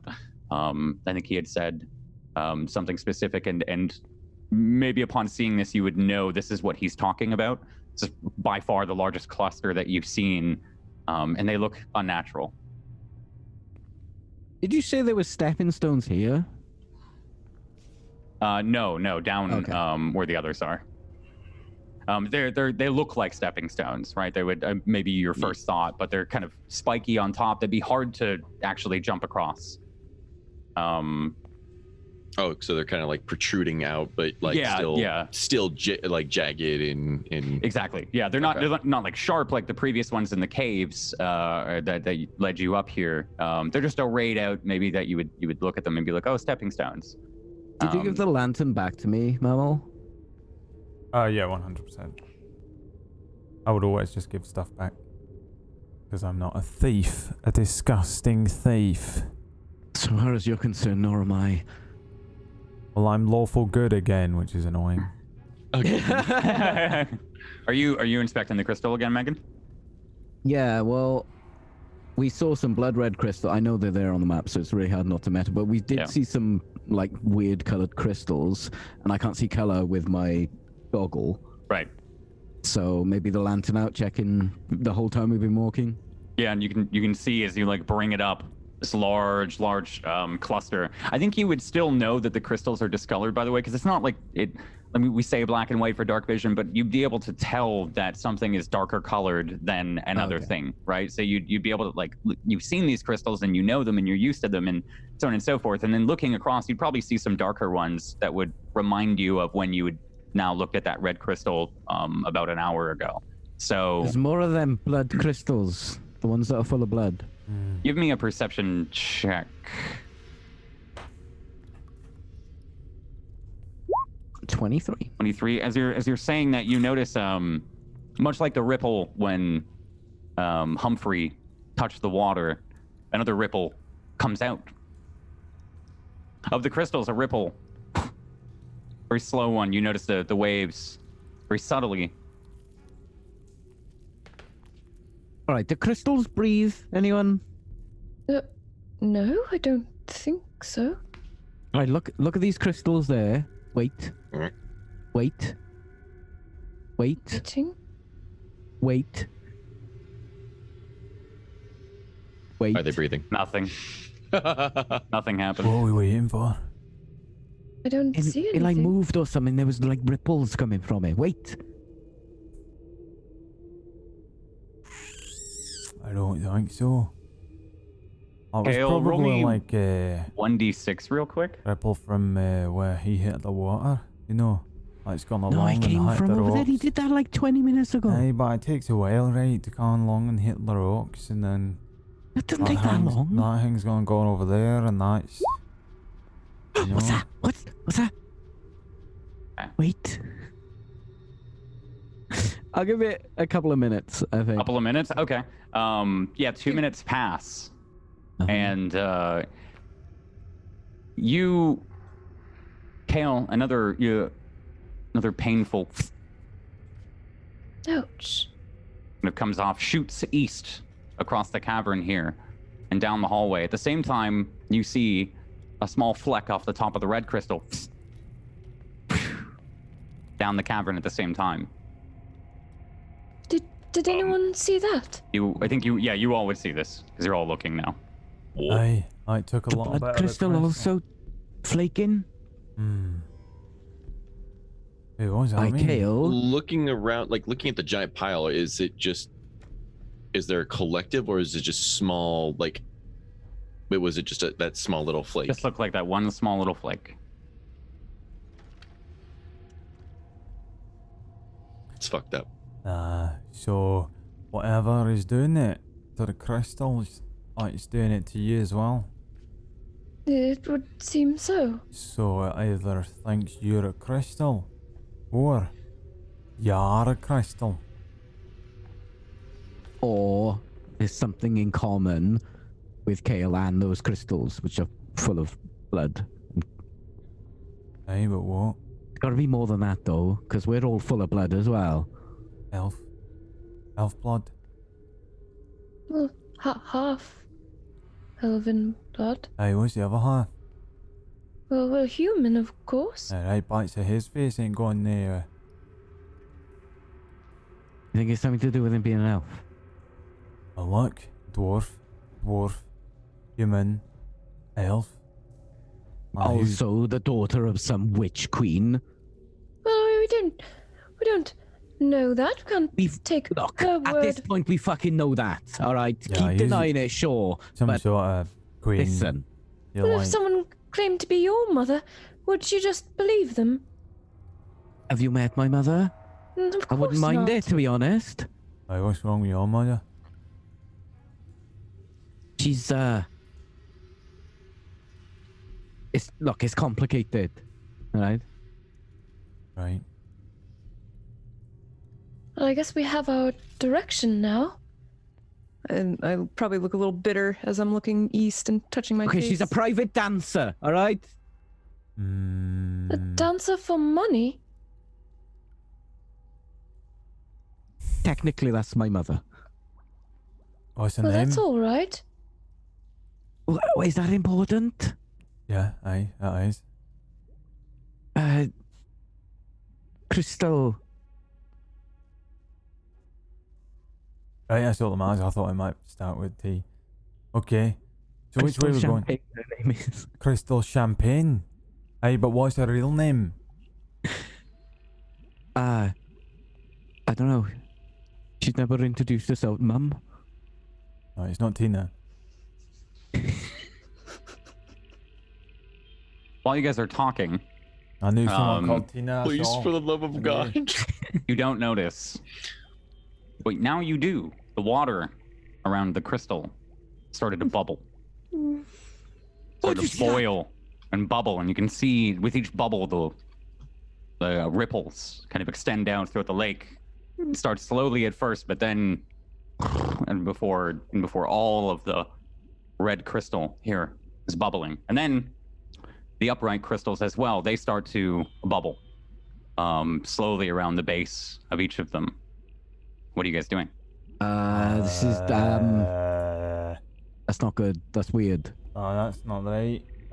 What does that mean? That mean the water's going up or going down? Or what's that mean then, bubbling in the water? Humphrey sticks his club into the water again and then pulls it out. It's not Is like it like steamy or is it like... As Like you stick your club into the water, the crystals start to move. And then we're going to take a quick break. Oh my god. No, you can't do a break now. You took too long. I have to pee. No. I have to Well, then pee, you should have done it Bradley. 40 minutes ago. We are You going missed to the break point for 40 minutes. We can't go to a break now. We have to know what happens next. We are going to break for 3 minutes. All right. We'll be back in 3 minutes. 3 minutes, everyone. 3 minutes. Why doesn't everyone. my OBS work anymore? What the? Okay. What near 4?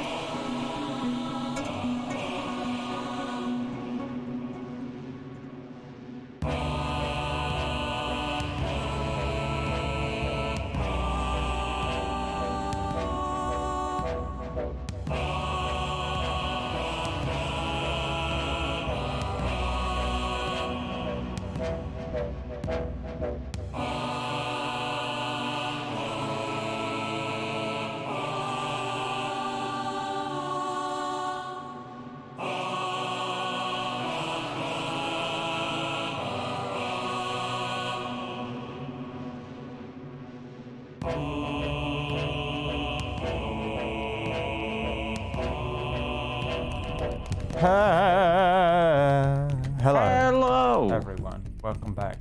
What's in the Thank water, you. Jay? Thank you. What's in the water? It's Whack Steven. Oh, fucking God, no. Done. We're Not done. again. That's Not the again. end. No more stream. We're done here. It is Helps in the rise of zigzags. as you look at the water, you start to see again a large form start to lift out. Can you guys see that? I think you can. My God. Do I you see don't the see Yes, I anything. wish I hadn't. I don't see it. The awkward, Ignore it. if we ignore it, the kind of like awkward placing of the crystals is revealed to be like plates where arms and shoulders would have met as if it was unfurled or unfurling and curled into itself. And now its arms kind of come out. You see a mouth form out of crystal as it opens and lets out a loud like as this 10-foot tall crystal pile becomes a 10-foot tall crystal golem. That is, oh, there it is. Okay. Boom. I need all of you to roll me initiative.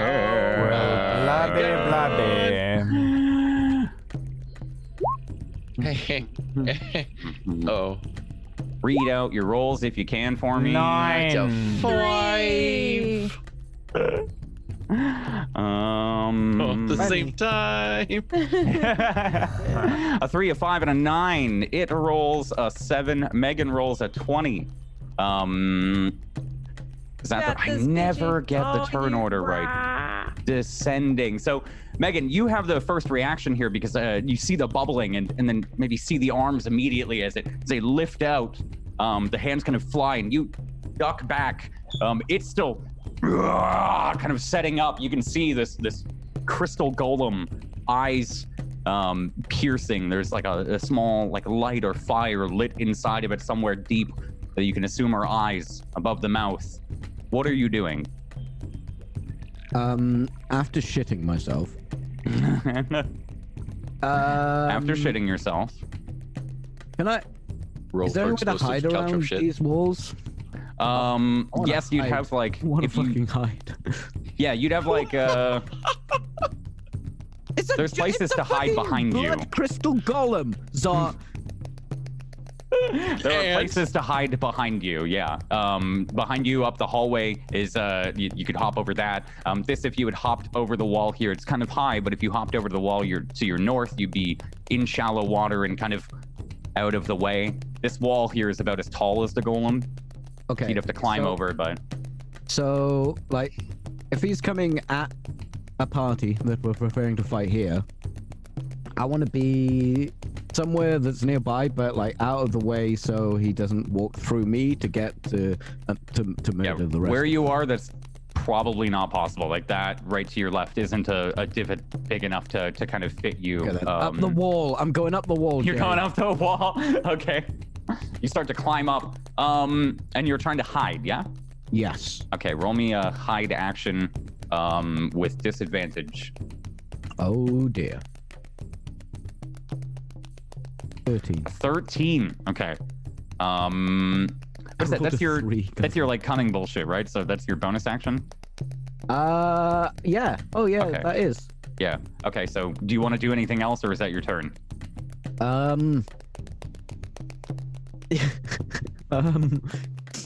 These crystals are impossible to break. You say that. Yes. I would like to hold an action. Okay. That if he sees me, I want to leap away. Okay. Okay. Okay. Yes, you scramble up on top of scramble up. These are like kind of a stalagmites that have, there's like a little bit of a rocky spine that's growing in. So you scrabble up on top of that spine about like 6 feet up. And you wait. Mammal. You see this gargantuan golem. I think unlike anything you've ever seen. I think though as dwarves you've heard of like stoneworking and the art of making golems. I think it's maybe a time lost tradition or like a long passed on tradition. You don't know the complexities that go into making golems, but I think all of you would know how serious a golem is or the skill required to make one. The threat that it poses. What are you doing, Mammal? This thing's like, I think it's now standing 12 feet tall. Can I whisper to Mammal and over Megan? You mean Humphrey and Megan? Yeah. Humphrey and Megan. Yeah. Fight or flight.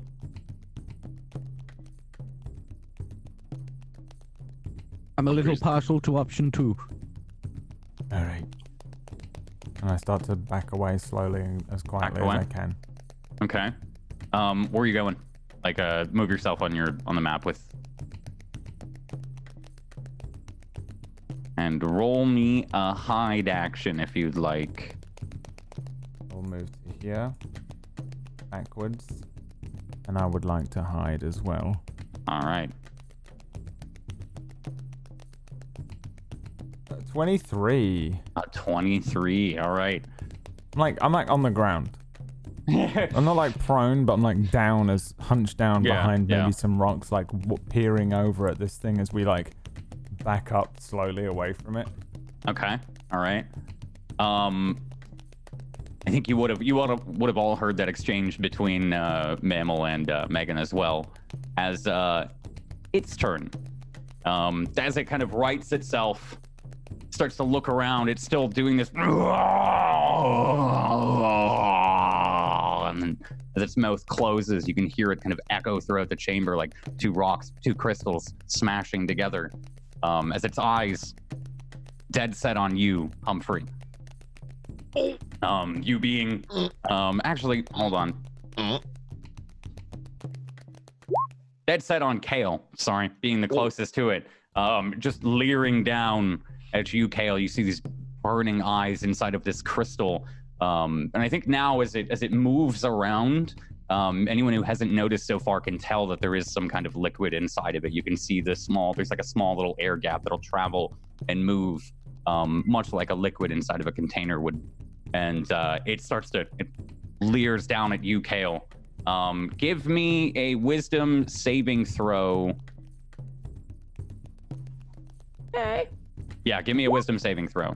15. 15. As you stare into these fiery eyes, this marvelous thing in front of you, this amazing creation, but terrifying at the same time, you feel slower. You feel like you can't move as quickly, whether or not it's frozen in terror or something, but you'd feel this magic wash over you. For the next turn, you are slowed. You can't use reactions, your speed is halved, and you can't make more than one attack on your turn. In addition, you can take an action or a bonus action on your turn. Use your bonus action. It's either or, not both, and it is lasting for a minute. So I'll put that on you to remind you you are slowed. Like a snail. So 6-ish turns. And you can repeat the saving throw at the end of each of your turns. Okay. But you feel it kind of like they bore into you. You feel it pulling at you. That same pull that you felt before, it magnifies as it looks at you. And you feel slower. Part of the current, but slower.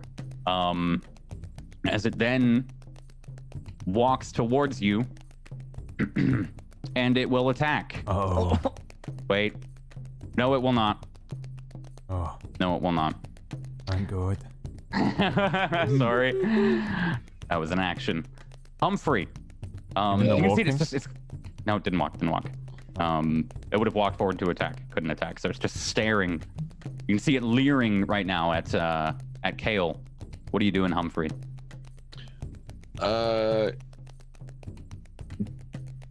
Is it okay, so first thing, when he stuck the club into the water, did it come out steaming at all? Did it come out no? Just came out normal. Yeah. Just like, okay. Seeing that Kale is almost like, it looks like she's almost in shock and slow moving.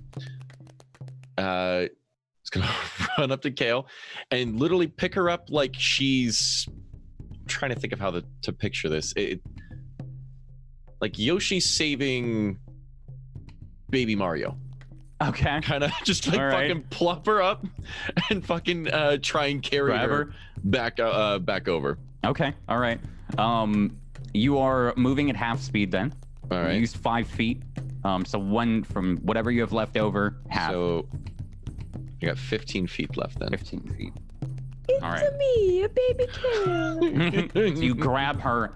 Maybe there's like a whoo as you pick her up. You feel the wind knocked out of you, and Humphrey starts to run with you. So Yeah, go where you want to. We're about yonder. And I will drag Kale over with you. Okay, so you start to pull, kind of maybe like legs. If you've lifted her over your head, then no. But if not, then the legs are dragging. As it's staring at you. Is that your turn? I believe so. I think that would be my action, I guess, right? Yeah. Or that just be okay. Yeah, other than that, there's not much I can do other than just kind of weapon ready. Other than that, all right. I would make sure that I have her like closer than, or I'd rather have the golem. There you go. There you go. Perfect. Swap you guys. So yeah, you put yourself in between her and the golem. Right. As it comes to your turn, Kale, you've been swept off your feet here. You can break his hold if you want. I don't think he's keeping too tight of a hold on you. What do you want to do? Remember, you only get an action or a bonus action on your turn, and your speed is halved. Okay. We're fleeing then, right? Looking around at both Megan and Humphrey, or well, I guess Mammal, who's a part of the ground now. All right. I can go a bit further. Is the thing following them, like with its gaze? Yeah, you can see it's eyeballing through. All right, it's gonna. It sees you. It sees you. That would terrify me. I think I probably would go slowed as I am, drag myself the 15 feet. Okay. Yeah, it feels like a serious monumental effort to move your muscles, almost like you're moving entirely in slow motion, and behind everything else. Sounds like me on a Monday morning, am I right, lads? Like the lethargy we all feel today. Too bad I can't pick up Humphrey. Method act. So yeah, you like see that. Hop over Mammal as Mammal's still kind of hiding. You skirt around him, and you two kind of put yourselves blocking this cave here as you hide away from it. That's your turn, Kale? Or do you have anything you want to do? Because you still have an action or a bonus action. Yeah, I guess I could attempt to hide. Is that a stealth roll? Yep. This ain't gonna be pretty, boys. Oh, 16. 16, all right. So you kind of flatten yourself against the wall, however you choose it looks. Yeah, I probably throw myself into the wall in my fear. Yeah. Disadvantage drama. Oh, wrecked. One more roll. Peachy's right. Oh, yeah. You can make your wisdom. That would be a 6, folks. Oh, yeah. Okay. You can also, all right, so you throw yourself in. It's a little loud. Armor. Thanks, Peachy.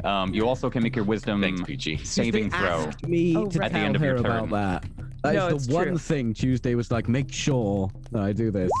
It's true. I'm not very wise right now because I'm a little slowed. Natural 1. Okay. Okay. Yeah. You can still feel that slowness. Kind of feels like an eternity passing here as you slam yourself up against the wall. Gotcha. And it comes to Megan's turn. You see your party here, your companions escaping. Even mammals seem to turn around. Even Humphrey is pulling them out. The golem seems to be watching you all intently. What are you doing? And I can see that Kale's idea of hiding is to just throw a big shape against the wall. I don't think you can see her. Like, I think from your perspective, she ran back up the corridor. You probably and then heard a clank. Yeah, you heard like a clank, so you know that she's back there. Definitely was not silent, but she's hidden from sight. She is leaving. Leaving. And Humphrey hasn't moved much, has he? Nope. He grabbed Kale and moved, and then pushed her off of him to go faster than him. Okay, I mean, I'm okay getting out of sticky situations. Can I traverse this thing that I'm on up here? Carefully, yes. I would like to carefully. So half movement, is that carefully? Yeah, we'll say half movement. Okay. It's either half movement or you can make a check. Leave it up to you. I'm gonna go here. Okay. I will use. Oh, okay. So I've got I have a bag full of crystals. I want to take a particularly big one Okay. And I want to throw it behind the giant, terrifying blood monster. Okay. To try and like distract it, yeah? Yeah. Okay. Give me just a quick dexterity check. Just a base dexterity check. Check. Okay. How do I roll that like that? 12. 12? Okay. So you whip this thing, just kind of take it out and throw it across. It lands about here, 6 squares away in the water with like a little bigger one. You see the eyes, they disappear. And for those of you, you see it kind of appear on the right side of its head, looking at the water intently. The eyes are all but gone for you. The mouth is still there, but the eyes are all but gone for you. And you see it intently watching the water. There's kind of it's like displaced, right? So there's a much larger ripple that starts to fade out. And as the waves touch the golem, it doesn't seem to move or react any other than it just looking behind itself. Okay. What else do you want to Cunning do? action, hide. Okay, give me a stealth check. Stealth check. Come on. 22. 22, yes, you maybe like hide quickly behind a stalagmite on the other side. It comes down to Mammal. Mammal, what are you doing? So what's everyone looking like they're doing here? Just distracting this thing and continuing to move away. Yeah, I think you can see Megan distracting it. It depends if anyone else wants to answer, if anyone wants to. What are your intentions? I mean, making sure that Kale was out of the way and everything like that. Humphrey's just kind of planning himself just to make sure that those if it's trying to follow, everybody would be okay. Yeah. Okay. Can it even follow us down here? What is this here? Does it go up to the roof? Is this like a thin? Like you're asking how thin that thing is. Okay, I think you would. Big. It's 10 feet, so I think you would assume it would get stuck at the entrance here. Especially here, it's just less than 5 feet. Or just a little bit more than 5 feet. So it would get stuck maybe at a choke point, you could assume. I'll just beckon Humphrey over then. And I don't know what the hell Megan's doing, but yeah, I'll move further in then. Probably can't see me.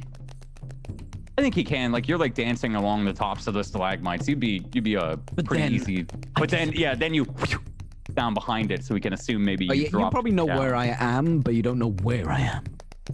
Right, yeah. Absolutely no fucking sense. Right, I don't see you, so I'll just beckon towards Humphrey to move this way. All right, and that's it. Yeah. Yeah, I don't know what else I would do here. Okay. Humphrey. That's me. That's you, my friend. Oh boy. As you see the hand of a mammal, beckoning you forth. This golem moves forward, off of its perch. That's a big boy. And attacks. Oh my god. Yeah. Oh no. Sorry, I know buddy. what that means. Sorry, buddy. I didn't even get to rage You're about yet. to get fucking yeeted. I'm about It makes to get 2 fucking attacks. Yep, here comes the slapperini.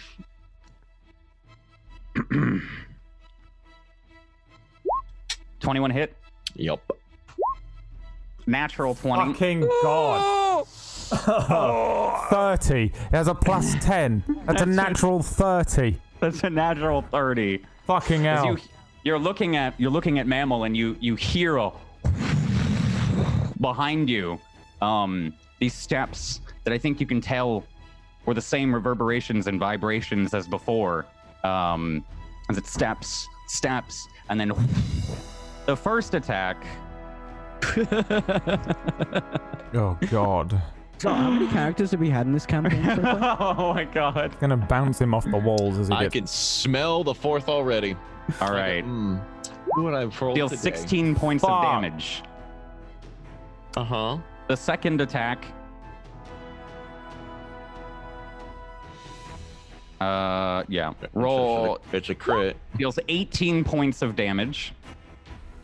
As there are 2 fists that They kind of slam into your back. Another one hitting the back of your shoulder. That's 32 points or 34 points of damage in that hit. I feel like it deals more damage. Just by a hair, yeah. Roll me a 2 attacks. yes. Because you need to double the damage die for the crit. Oh yeah, you need to double the damage for. No, that's I added the weapon die on. That's the 3d8. I added an extra 1d8. Yeah, Okay. yeah. It's not like double. I think double damage is a house rule, and the actual thing is you just add another thing die. of the weapon damage on. Yeah, I think. I'm okay with this one because I don't want him to die. Yeah, no, you're not gonna. It's not double damage. Take your No, if I it don't was care. double, I don't care. it Yeah. would have been no. It's a meme at this point. So What's you- a character every week. Every fucking week. Are launched forward. Is the music too loud for you guys? We can Okay. turn it down like Okay, good. ourselves, yeah. You are launched forward. 10 feet. Thankfully, don't slam onto the wall. But as you're beckoning him forth, Mammal, and you leave, a moment later, there's a... And I think Humphrey makes whatever sound he would make as he's thrown 10 feet and slides on the ground. Literally nothing but coughing up blood. Yeah. Like, the beat down that does. He's coughing up blood. 2 gargantuan trucks just hit Humphrey Singebeard in the back as he's flung forward. And it comes to your turn, Humphrey. What are you doing? Fucking spitting up blood. He's gonna look at this thing. Is it gonna be able to move through? I guess up the path, or would it be too? Do you think, like, are you asking, can it encroach on you in the hallway? Yeah. Would it be too big to climb on through, or would it be able to, like, does it seem strong enough to push its fat ass through? I'll let you know. Oh god. 6 feet wide, which is just narrowly how wide that So little it choke could point make it- is. So okay. I think you could assume it could. Just on your first, like, even as you're coughing up that blood and you look behind you, the cave does widen out a little bit. But this is yet again a kind of claustrophobic little part of this tunnel here. So you can hope that it can fit through. Humphrey's gonna go ahead and scooch over, sees Kale and her blending. Gonna try and pick her up again just with one arm, and just gonna try and like carry her. Would it be at that point 15 feet? Another 15 feet. Okay. Scooting her along. Yep.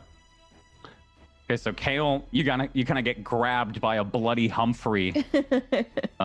He just and then gets up and grabs you and starts to run down towards Heimdall. Is that your turn?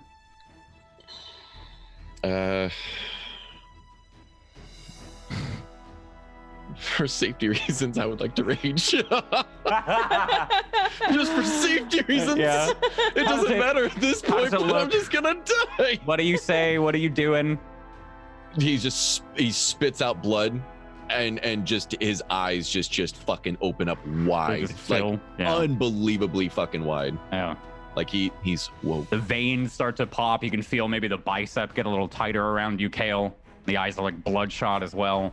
As it comes to your turn, Kale, you see Humphrey's just bleeding, like just blood running out of his mouth and out of his nose. And what are you doing? I probably can't breathe too well because he's got a tight grip on me, but you just hear this small, "Are you very hurt?" And cure wounds on him. Okay. Did you say you're very hurt to him? Yeah. I say, Yeah. Oh, you're very hurt. 17 health back. Quick, like, teal flash, and you immediately feel rejuvenated. Still worse for wear, but much better than you were before. Still beat the shit. Yeah. And let's see. Yeah, just move a little bit. Where's the human, Humphrey? Humphrey doesn't respond. Just Almost like fucking concussed. I'm doing the look back at the fucking awning to see as I wait for Megan to run through. Yeah. The patient and worried look.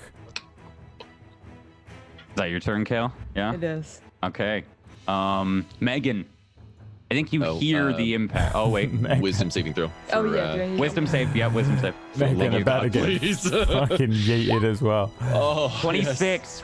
So I think you can hear it, you can feel it. Maybe the blood starts to rush to your head, and you get that adrenaline rush, and it feels like your ears are maybe popping or like they're stuffed, but you can see and feel and hear everything. You kind of snap back into the moment, and everything kind of hits you all at once, Kale. And you realize just how hurt Humphrey is, and just how much you helped him, but he still looks bleeding. Like as he turns to a corner, I think you can see the damage on any part of anything that he was wearing. It looks completely flattened, even the flask. Fucking what? Megan. All right, now raging. Real life rage.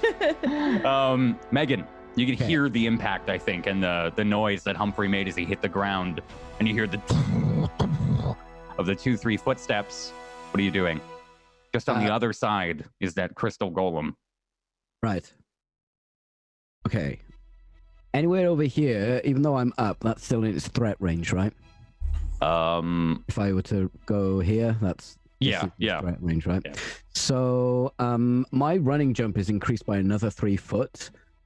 So can I make that if I'm sprinting from here and running jump to there? Yeah, I don't think you'd be able to sprint on it. It's like a kind of like precarious like spine of rocks here, so it'd be a really big feat to be able to sprint across it. What if I did one of them gymnastic, on the big mats and just start flipping and hamstrings and stuff? Yeah, I don't think you can do that either. I mean, you could try. I want to try. If you want to, roll me an acrobatics check. I am literally a specialist in acrobatics. I have expertise. Do it then. Try it. Depending on how well you roll. No! So it doesn't work. You maybe try and hop. You don't quite get the distance. I'll say you land there, just a square shorter of where you wanted to be. Before you hit the water and make any noise, you quickly grab back onto the rocks and don't fall in. But as far as your acrobatic jump, yeah, you're still on the other side. Yeah. Okay, can I, my climbing speed is the same as my movement speed. So can I just scale you can along here? shimmy across. Yeah, you can try and use your weight and shimmy across all of them. You can move over. Yeah. And as I'm doing that, can I get a free action to whistle? Yeah, sure. No, you don't have to. I'm doing the whistle, which perfectly conveys I'm fine. I'm just the other side of this. I don't want to go that way in case I get damage, but I'll be right with you. Please what does that sound like? It's just me saying that. It's just saying those words. Megan's yelling that as you hop over. I think that's where you wanted to go. Yeah. Yeah. Yeah. These are all like again, it's like a spine of rocks, and then there are stalagmites on the outside, so you can just grab on and kind of climb over like their horizontal monkey bars here. So you make it across. Junior, just yeah, just yeah. You kind of have to swing yourself, but you can do it. What else do you want to do? Is that it? Just your movement and your flip? I can use my my cunning as a dash, so I can move even further. Okay. Can I get all the way to this here? Let me see. 20. That would have been 30. Yeah, you can. Okay. Yeah, I'll get to. Oops. You kind of monkey across and land with grace back on the beach. And you can see the water a little bit more unsettled now because of the golem's movements, but it doesn't seem to be moving anymore. It's gone onto land now, as far as you can tell. And that is the end of your turn. Mammal. Okay. Yeah, sure, you hear that. You hear the whistle. I'm gonna assume that's what the inside check was for, if you know what it means. It was. Yeah. I'll beckon towards Humphrey and Kale down behind, downwards on this map. Yeah. Just do a go, go, go, go, go, go, go. And then I will take the dodge action. Okay. And wait for Megan. Okay. So Humphrey just I don't know what this thing does, but if it fucking Yeah. appears around the corner, I want to stand some sort of chance. of survival, which I probably won't.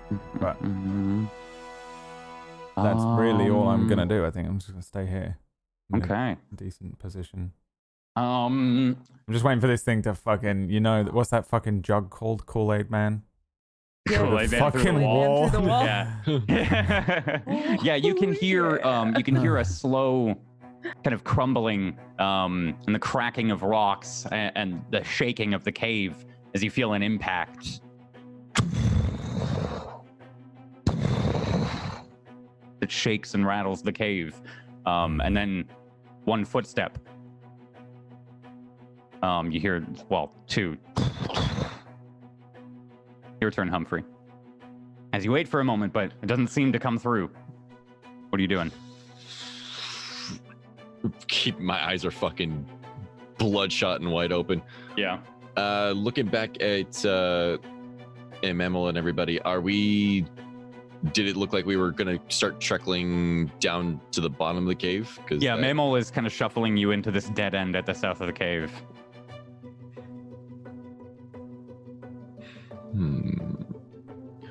Looking around, just it looks like it kind of opens out to a little bit of a larger room on the left or right. right. And it looks like there are small like crevices and things to hide behind, but as far as you see, there's no exit. Just yells out, taking his stance, not really moving, just weapon drawn and everything like that. Just looks back at Mammal. Where are we going? Where? Just in almost like a fucking, like, not panic, but there's like blood still kind of like seeping down his like mouth. And we need to recoup. Figure out a way to take this bastard down. We can't fight it here.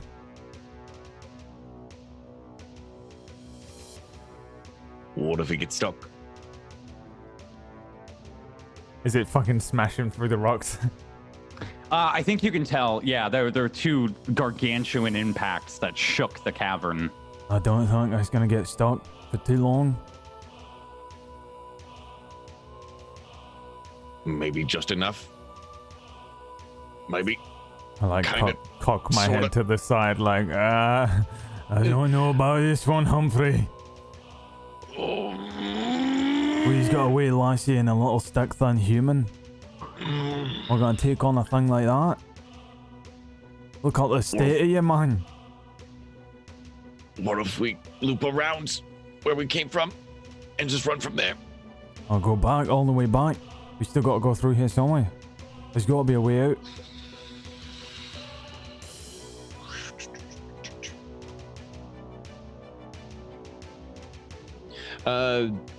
When we were looking over, were we able to see? No, we might not have been able to see the giant.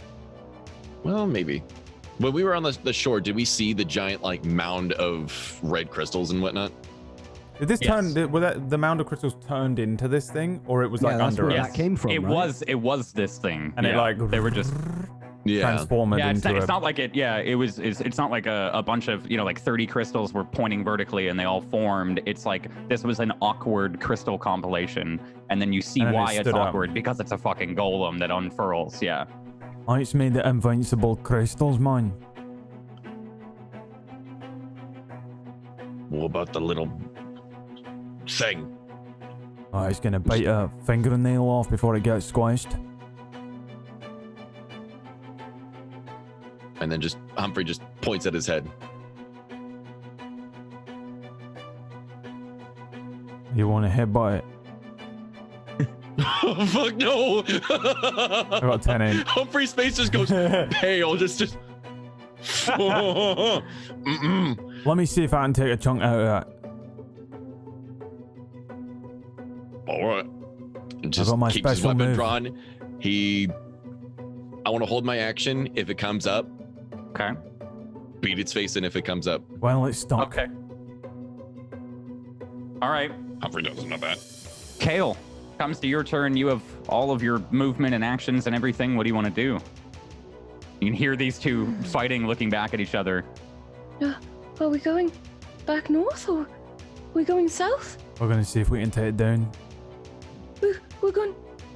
But is it I don't. See if you can find a way out. Uh, I point downwards though. I'm not sure what's below us on the map. You guys can see. Like I said, It's a dead end or slightly it's a dead in end. one. Right. 100%. Like it's not like a shadowy. Like there's a way through. Yeah, no, I think you guys have full vision of the map, right? Or is it? No. It's... If you look at the stream, you can see what I can see. Oh, at I least. guess since we have dark vision. Yeah, no, you can. Yeah. Okay, so you can see there. That's we the can room. see. Yeah, we can see Okay, yeah, that's Right. ish into the okay. room, but it's more of like. So probably what we need can't- to go this way. Like thinking, behind, like- like the way out is, I guess. Through the wall. Yeah, that's. We need to kinda what go I'm thinking, around it or like, through it. Going but... up and around.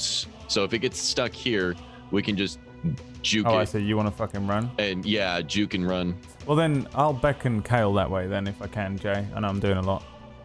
Okay. I'll be like, you go Yeah, that yeah. way. Be careful. Be quiet. half my movement to here. Oh, you have all your movement. Right. I'm gonna move okay. halfway, and I'm gonna cure wounds level 1 on Humphreys. 15. Wow. For level. Don't forget, you also heal yourself for a little bit of what you heal people for. Remember, level 6. Really nice. Yeah. Level 6. Okay. Yeah. Look it up while you run up here. Sure. Okay. And then, well, the rest of my turn is going to be moving the rest of my movement, so to here. All right. Yeah, so you move up, you heal him for 15. And then it comes to your turn. Megan, what are you doing? Did I hear Mammal give instructions? No, too far away. All right. I was being relatively hushed as well. I'm not sure if it knows fully that we're here or who's here or what it is. I don't know what it is. Okay, if I move there, that's 30 feet. And then I see Kale. What are we doing? Well, actually, Mammal wishes to see if he can harm it, and I am looking for another way out. Jay, when I was at an advantageous point over here, I Yeah. assume I can see what my light can say. I can see there's like stuff over here. Yep, you can see a shore, and yeah, there's an end to the water. Yeah. There is another like beach part at the other side of this cavern. Right, but how do we get past that thing? Well, I touched the water, right? Yep. You know it's shallow. I didn't immediately turn into the bubonic plague, right? No, nothing terrible as far as you know happened when you touched the water. There was no steam or anything coming off of Humphreys saying it's not acid. Just looks like water to the best of your abilities. I fell into the water. It's like this deep. We could probably just sprint across, like. Oh, all right. If you think so, I'll go north a bit and then east. No, how about you just go up there and then run across the water? Right.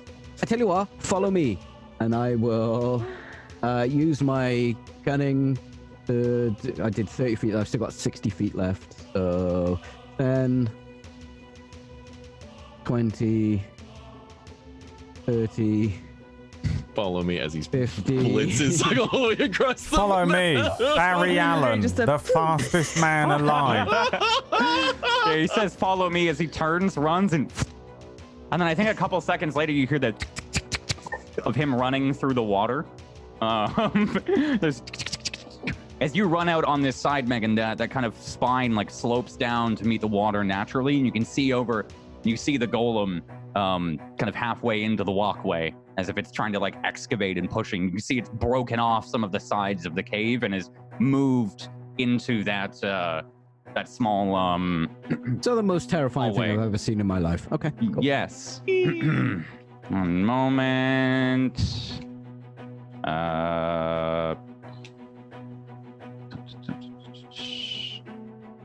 I sent it to you, by the way, Tuesday, your spell thing.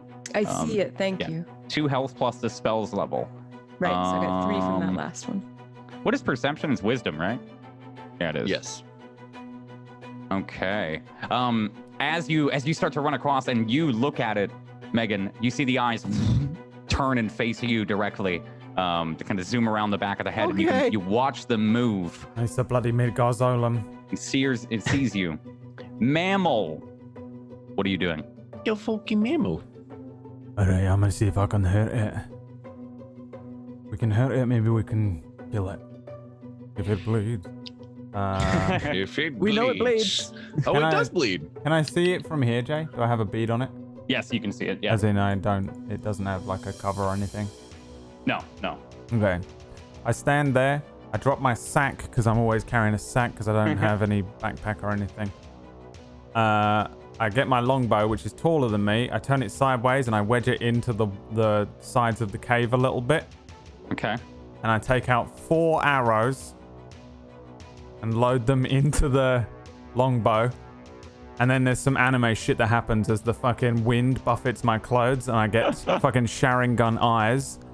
And I say, quad damage. And I am gonna do 4 attacks. I get an extra attack. And I'm gonna action surge. Okay. So I get another extra attack. I'm also using my fighting spirit, which is what the anime Naruto buffeting of wind is.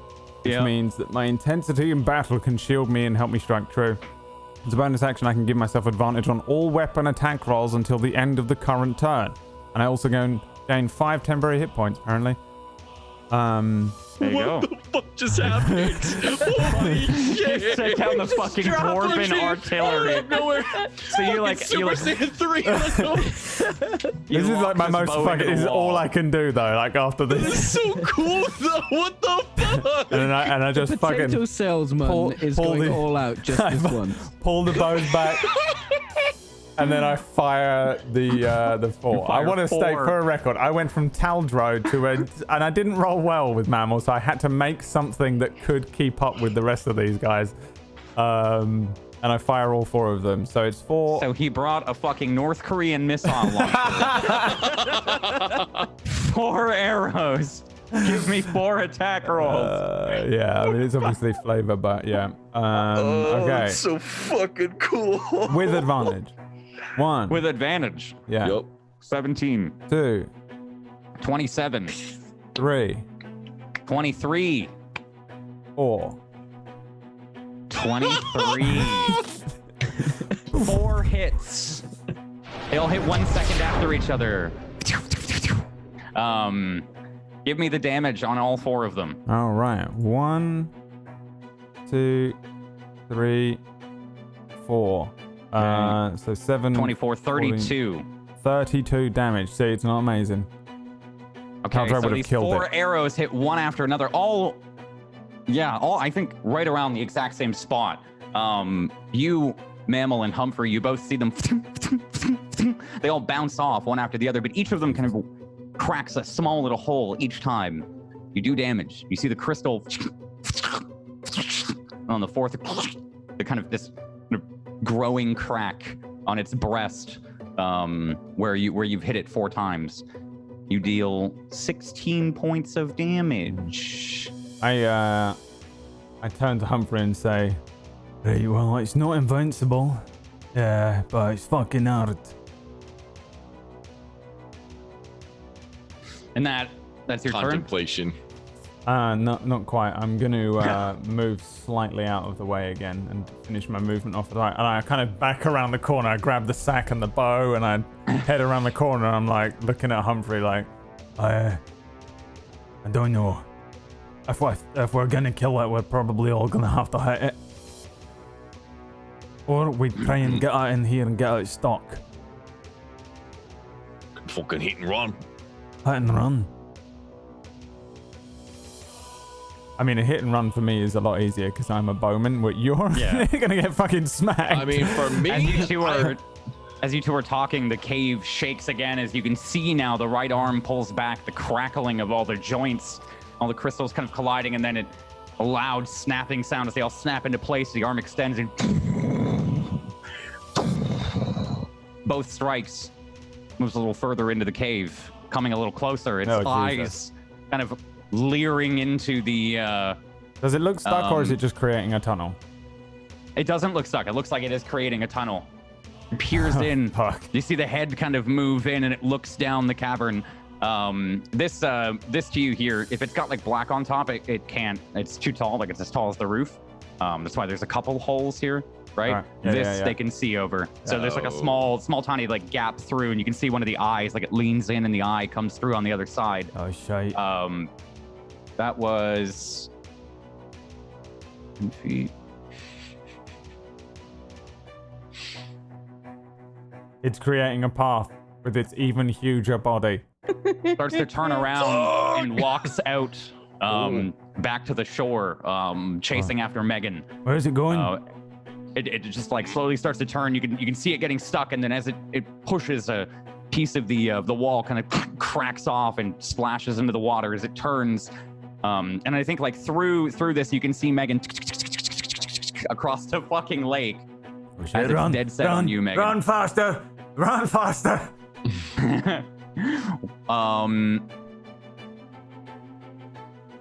Oh, sorry.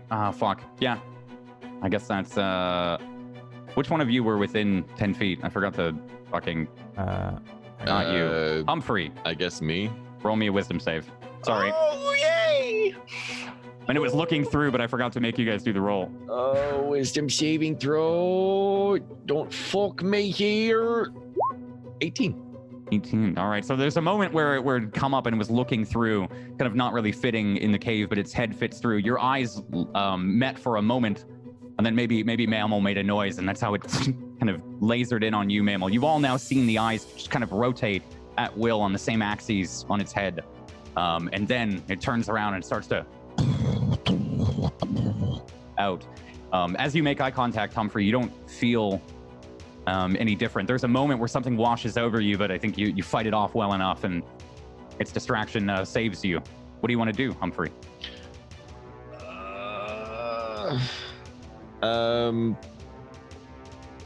Looking at it just kind of like taking off.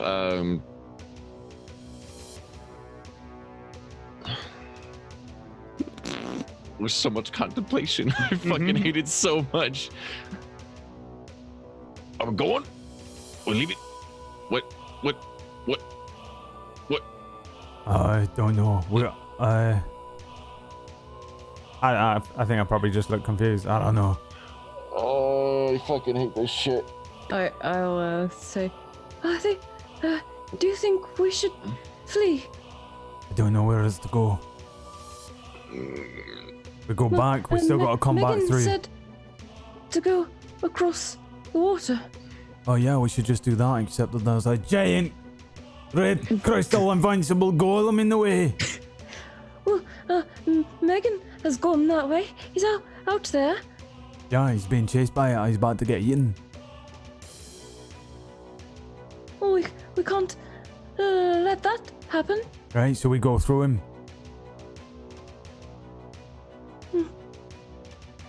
Humphrey hears it. Let's just take him out. Humphrey fucking hears it. I look at Kale again. Have we been in a fight yet? No. I don't think so. I don't But think you you're guys have been armored in a up fight and together. shit. So I'm like, can you fight or just heal?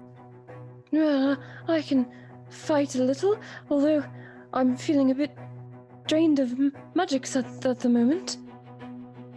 Do you have like a crossbow on your hip or anything? You would see my light crossbow probably peeking up over my shoulder. I keep it attached. I'll just point at that. Right, you stay back here with me then. I'll tap my longbow. And Or Humphrey hears the I'll magic just fucking- words. yeah. Raging in. Yeah. Yep. You go in. This thing is like running full speed towards Megan. You catch up with it. What are you doing? 2 attacks, great axe on its back. All right. Just gonna start trying to chip away at anything that is joint related or anything like that. Yeah. All right. Definitely not fucking doing. Definitely not doing reckless. Natural 20. 28. Okay. All right. And a 16. 16. Okay, so the first one, you run up. How does it look as you're attacking it? Just fucking almost like oh god, what the fuck was it? Grom just fucking going ham on, like jumping right at him and just all right. Plunging the axe into Manaroth. Let's go. It's back as Manaroth's face. You bring the axe in. It wedges. Was that your natural 20 damage? Yeah, and plus 2 for raging, so that was 13 damage. Yeah. 13. All right, so you strike in, you wedge your axe into a large joint. But there's a moment where you have to pull it out, and as you have to pull it out, it kind of like stunts your next swing. You miss it just barely. You can see the eyes immediately turn back onto you, glaring down at you. You seem to have dealt a bit of damage. You seem to have wedged it in, and where when you pull out the axe, as you notice before it turns around, you see cracks in its form. All right. Is that your turn? Yeah. Your attacks don't look as effective as you'd like them to be, but they do seem to hit. That is your turn. It comes to Kale. So I can see it over this wall here. Yeah. There's like imagine like if stalactites and stalagmites have kind of met in like a mouth, so you can just see through some of these cracks, kind of. Gotcha.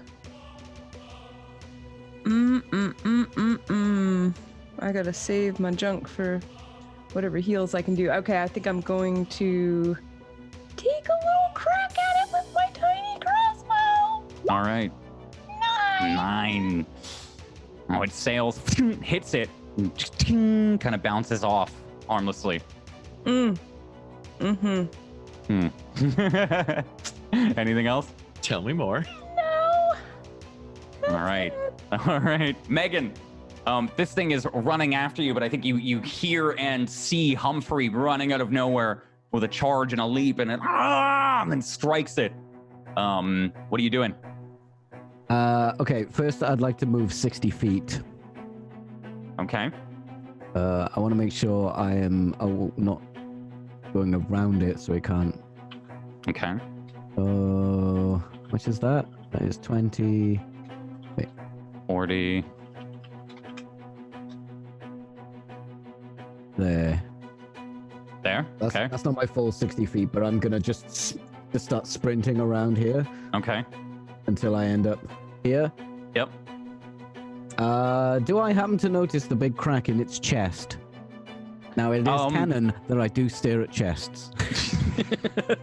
That's true. I think maybe as you're running, you can see that there's been some damage made. It's kind of it's now like spider webbed out, like about a foot on either side from those 4 impacts. So cold shot at the crack. Okay. Short bow. Okay. Disadvantage for cold shot. Come on.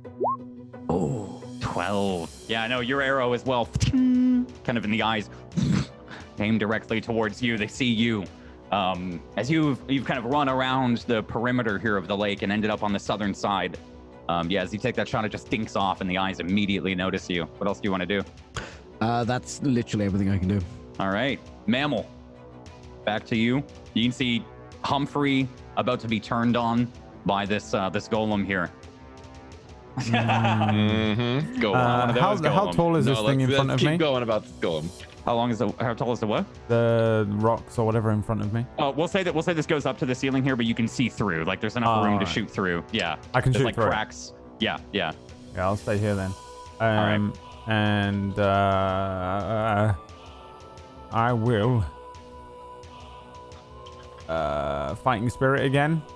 Okay. And load 2 arrows.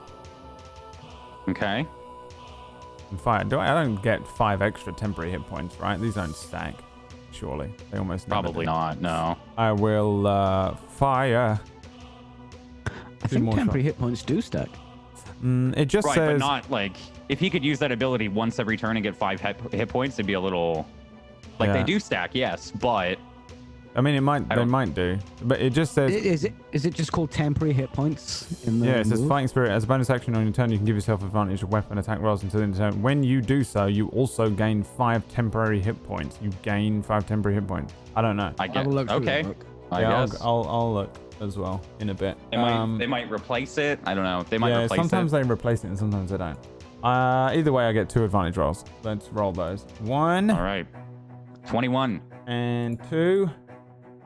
Ooh. Natural 29. All right. Roll me the damage on both of them. 6 and then 14. 14. 20. And total.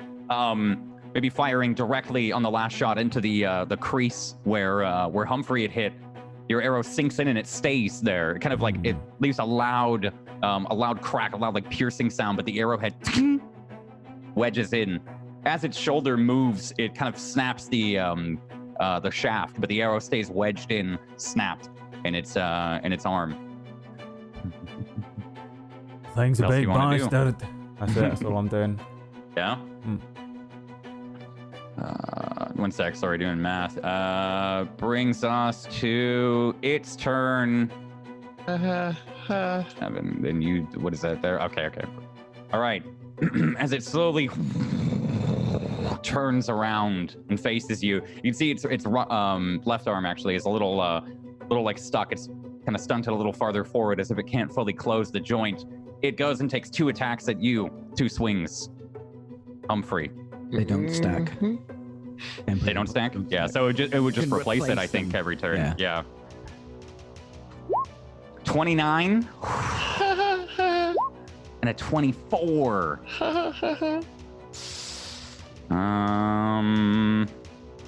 Raging. I'm raging, so it's fine. 14 damage. And 16 damage as on the momentum it turns. 30 damage total because you're raging. This is bludgeoning. Does raging count against magical weapons at all? Because I am bear, yes, it's resistant. It's just against damage types. I don't think Just magic counts. psychic would be the only thing that does full. Wow, you are fucking lucky. Yeah, no Its fucking attacks shit. are magical as these large, kind of boulder-sized hands. They hit you. This time you're expecting them. Maybe you fend them off in some way that you that you can flavor. But you hold fast. You only take 15 points of damage from these 2 strikes as it just kind of like Thanos and Captain America as its eyes are looking down at you 12 feet up. It's fine. It's cool. Oh my god. You know what the worst part about all of this is? The crystals that we ran through did the most damage so far. Yeah, you sure? Yeah. It has Well, more besides the than- fucking cacophony Sounds like of a like, challenge, Jay. I think this crystal's doing a lot more damage. I think crystals Humphrey, are just dicks. how you feeling? How you looking? It's your turn. Blood is now again streaking down his face.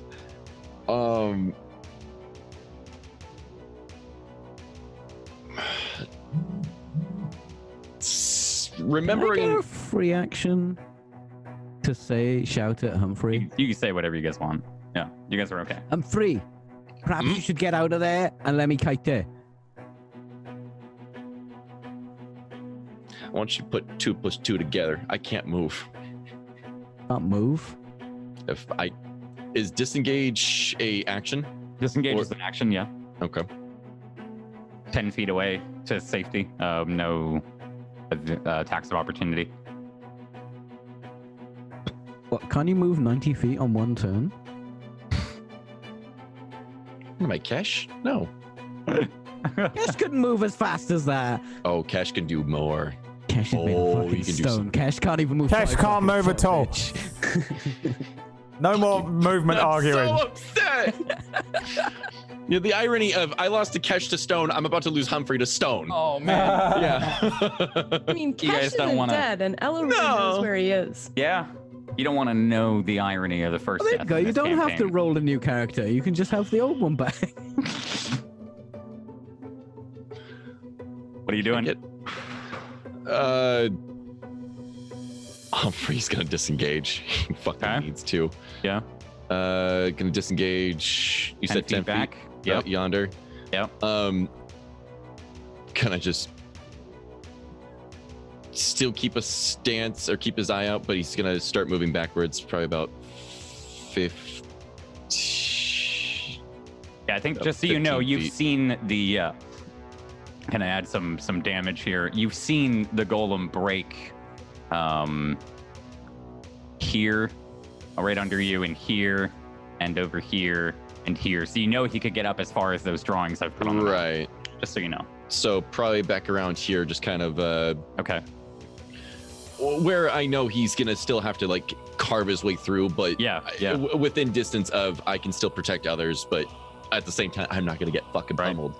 Yeah, Kale, as it comes to your turn, you see Humphrey kind of withstand these 2 blows and then have enough to still run away. It was more like a scrabble up those kind of steps there, or a scramble rather.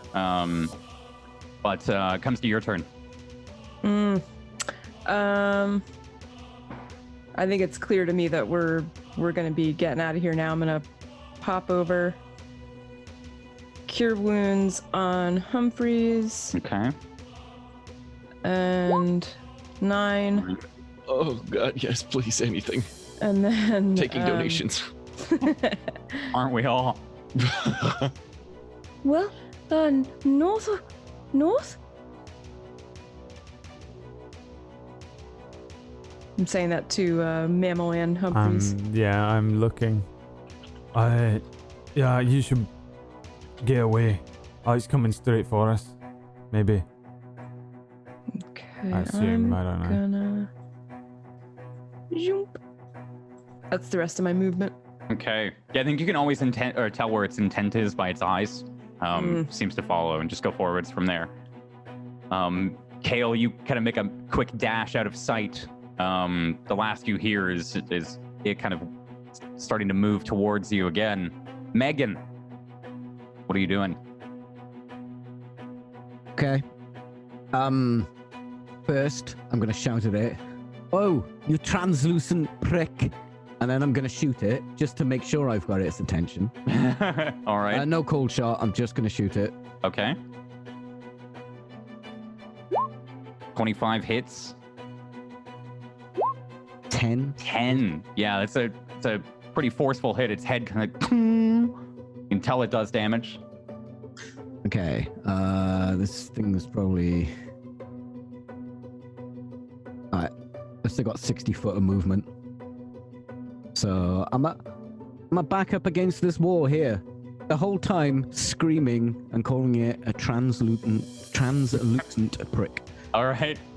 Do you run as That's you important, Jay. That is important. translucent prick as you're running across, and again the of you running through the water, its eyes trace you immediately as you start to yell out across it, across the cavern at it. You cross all the way over to the water to the other side of the shore, and you can see a similar kind of type of layout here. But if you go north on this side of the shore, you can see an exit at the far end of the room, the very northern end of the room. As it comes to Mammal, I think you hear Megan yet again, and a sloppy, like wet footsteps as he's running across the lake. You see it disappear. What is it I'm yelling? What can they hear that I'm yelling? A translucent prick. Okay.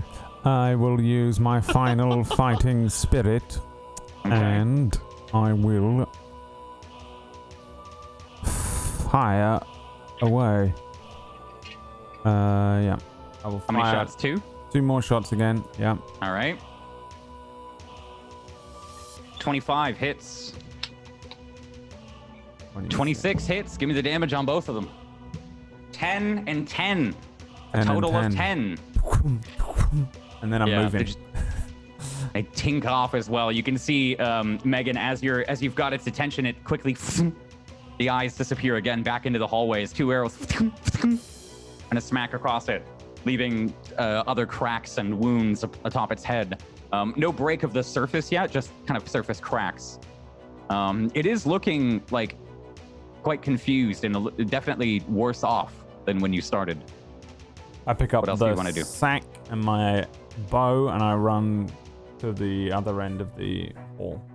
Okay, all right. On its turn, you hear like a loud as it this scream of pain, anger, anguish, whatever, kind of echoes out and shakes throughout the cavern as it begins to punch and push again, getting directly here. As it,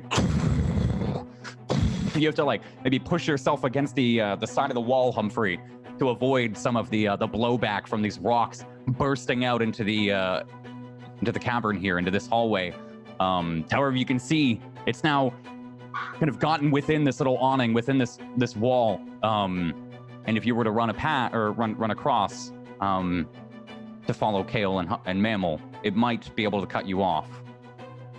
It could punch through that wall. That's what I'm saying. But that is its turn.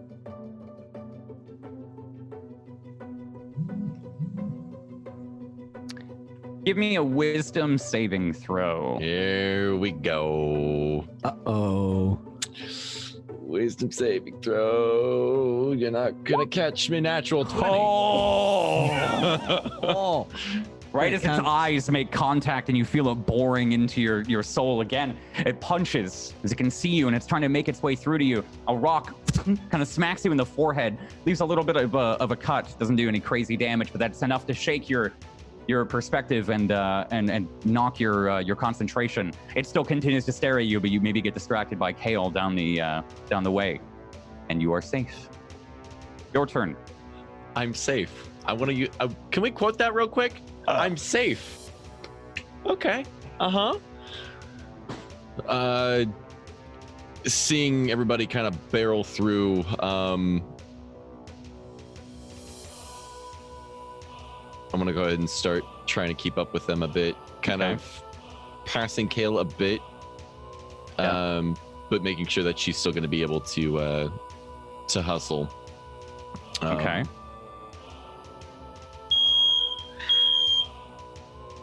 Oh no. That is Jay's fire alarm, by the way. Kale's turn. It's Kale's turn. What are you doing? Jesus Again, Christ. it just turned on and off. They're not even going to give me a warning. They're just going to be like, yeah, sorry, I went on. Sorry, All right. bro. All right. Go. Right. I am going. Kale is going to. Me is going to. Me is going to. Me is going to measure a thing real quick. Breaks out a ruler. I'm breaking out a ruler. Megan, do you know how big this rock is? I'm gonna just, right up to here. And that's my turn. You make it up to the shore so you can kind of see where you have to go across the room. Megan, speaking of being able to see where you have to go. Can I see this thing? Is there any gaps? No, not currently where it is.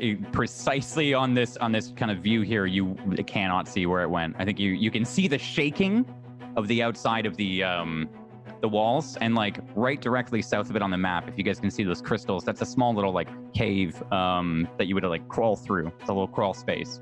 So if it stepped any further into the cavern, you'd be able to see underneath it and see it. You can tell it hasn't stepped any further into the cavern, but you don't know where in the hallway that is. I'm gonna sprint 60 feet. All right, where? Northeast there? Oh, up into the water, back to its original spot. Yeah, I want to shoot at it now. Okay. Is that 60 feet exactly from where you were? Yes. So you wouldn't be able to see it from there. Oh, really? Yeah, no. Actually, you would. It would just get a little bit of cover. Okay. If that's okay with you. Yeah. Okay. So is it disadvantaged because of cover or more AC? It just gets more AC. Okay. Yeah. In that case, not cold shot. Shoot it. 25. Still a hit. Ooh. That leans back. You catch a wide moment. As the eyes flit towards you. Only one can currently see you. As the top laner, I hate what we're doing right now. I understood that reference. It definitely looks a lot weaker since when you first found it. Maybe not as intimidating or threatening as it first seemed to you guys. I'm not sure, but you're definitely putting a lot more of a dent in it than I think you would have thought. As it comes to your turn, Mammal. I will continue moving. I'm gonna run to where Kale is. And then... Wait, do I have 25 feet? Yeah. Because I'm a bloody dwarf. And then I will use my action to run another 25 through the water. Right. I'm sprinting. Okay. That's all you want to do, yeah? Yes, ma'am. All right. Are you guys going to kite this thing around, or are you going to try and make a mad dash? I've been telling you. Shut the fuck up. All right. All right. Sassy ass. As you enter the water again. Fuck this guy. This is the fucking enemy. What, are you going to fucking go in and be like, oh, yeah, so do you guys want... No, we're not telling you. As it bursts out, once again, landing on the lake, or coming out to its original spot. It steps on the lake, and then you see its eyes both northwest and southeast to see Megan and Mammal, and it lets out a...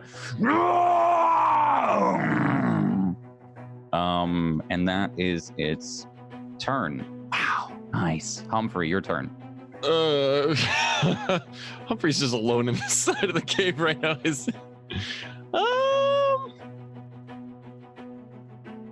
I mean, fuck me. How far is this? And then how far is that? Oh, second. What is the range on javelins? 30-60. 30-60.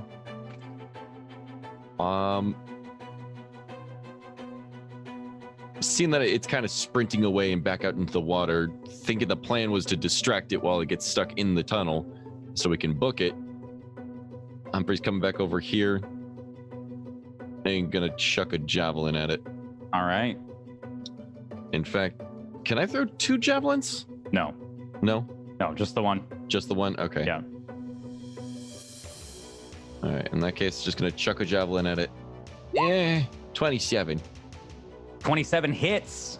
Fantastic. 11 damage. Okay.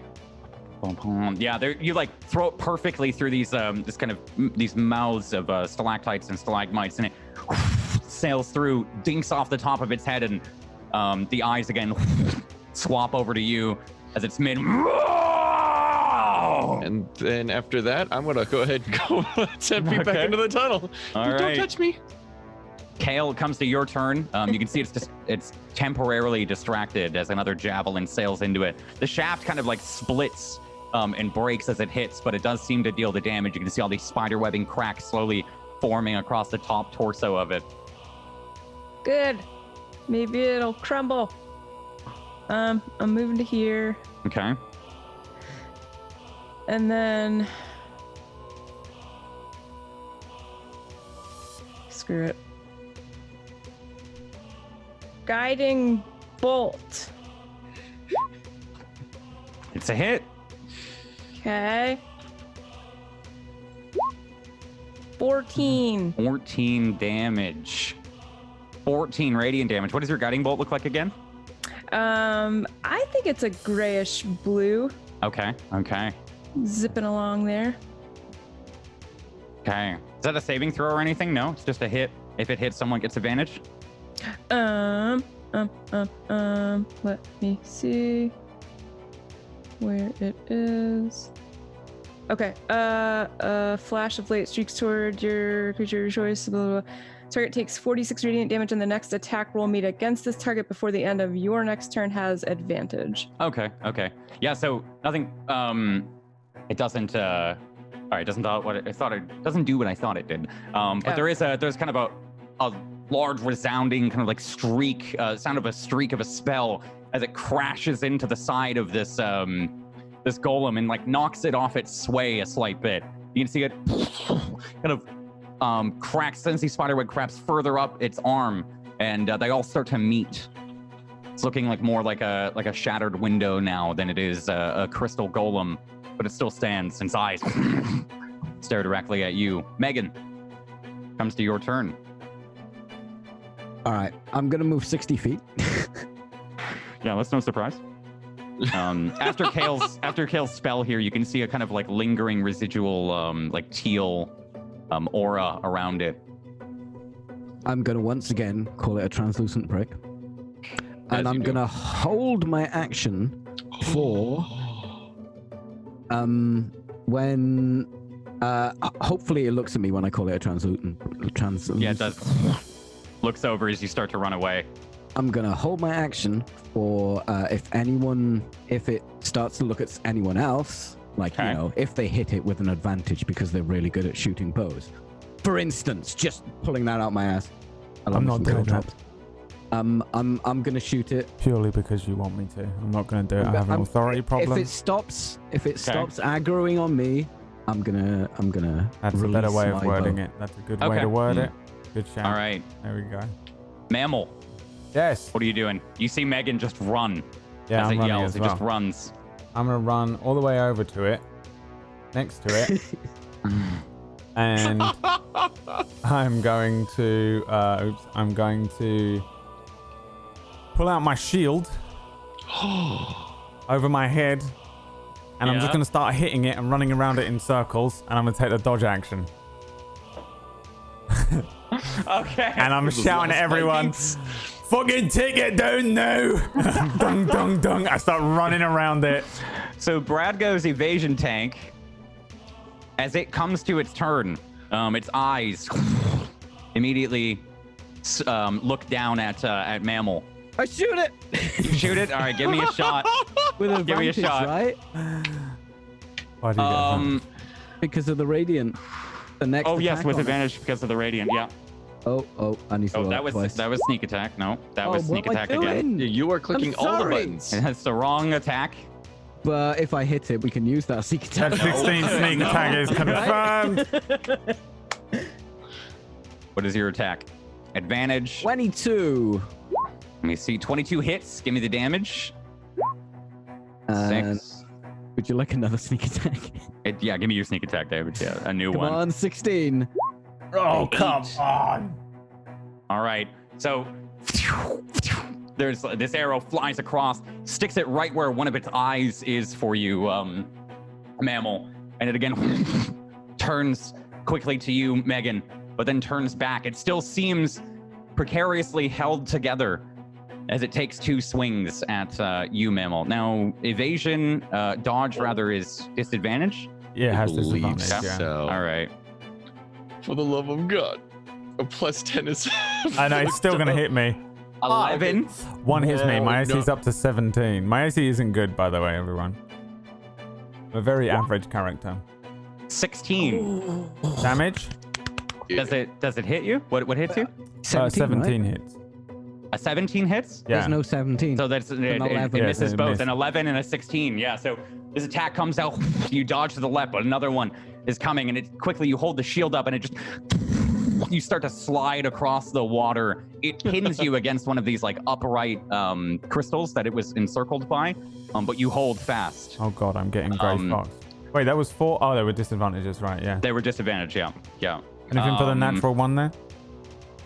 No, nothing Damn for it. the natural one. All right. Roll for 8. As it comes to Humphrey's turn.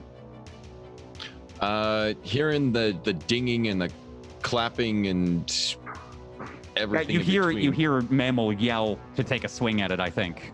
And then, as I get fucking Grey Yeah, Fox but by wait, Metal Gear down. Rex against the fucking edge of the Dude. container. I can make my way down here, and then Okay. I'm gonna chuck. Fuck, too close. I'll pull back just a wee bit. From up there. Yeah, about there. Just within like javelin range, and Yeah, then you get to javelin range. Take a Chuck it. throw. 24. 24 hits. 12 damage. The javelin flies out, and you can see it as it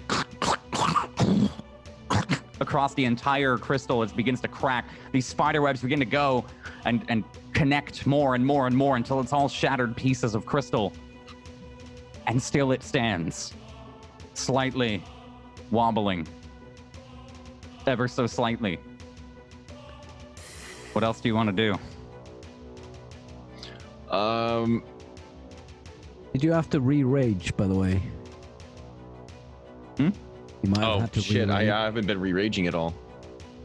Fuck. Oh yeah, because you left. Oh, you didn't do combat for a turn. Yeah, I didn't do. Alright. But I it's would a have to do bonus, that. so you can still do it. Yeah, we can still say you did it. Don't worry. All right, I'll mark it Much down. to retcon.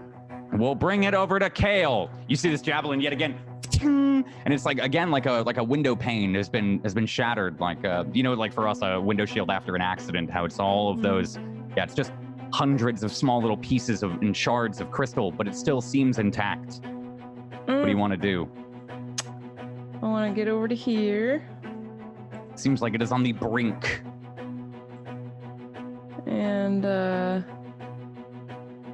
I'll probably Fuck it up, Gale. do my last thing here. Okay. Guiding bolt. That is a hit. Makes it, Thank breaks it. Goodness. What's the damn? How do you want to kill it? Yeah, 100% is fucking. How do you want to I kill would it? like for this It has thing to one health. explode. How coincidental! When you hit it, your guiding bolt strikes across, smacking it, and this time instead of toppling it, it takes the full weight of the hit as it begins to fall over. When you see it first, the spell kind of crashes through it. It's the final break, and it explodes. Everybody give me a dexterity saving throw that is within range of it in the room. It does not matter how far away you are. Oh, Okay, shit. for- Actually, you can have advantage since you're that far away, Megan. But save. It with does advantage. explode. Dexterity saving throw. I get advantage because of danger sense. 18. I get All advantage because I'm still dodging. 13. 19. Yeah. No, Okay. Oh, 19. 9. With advantage.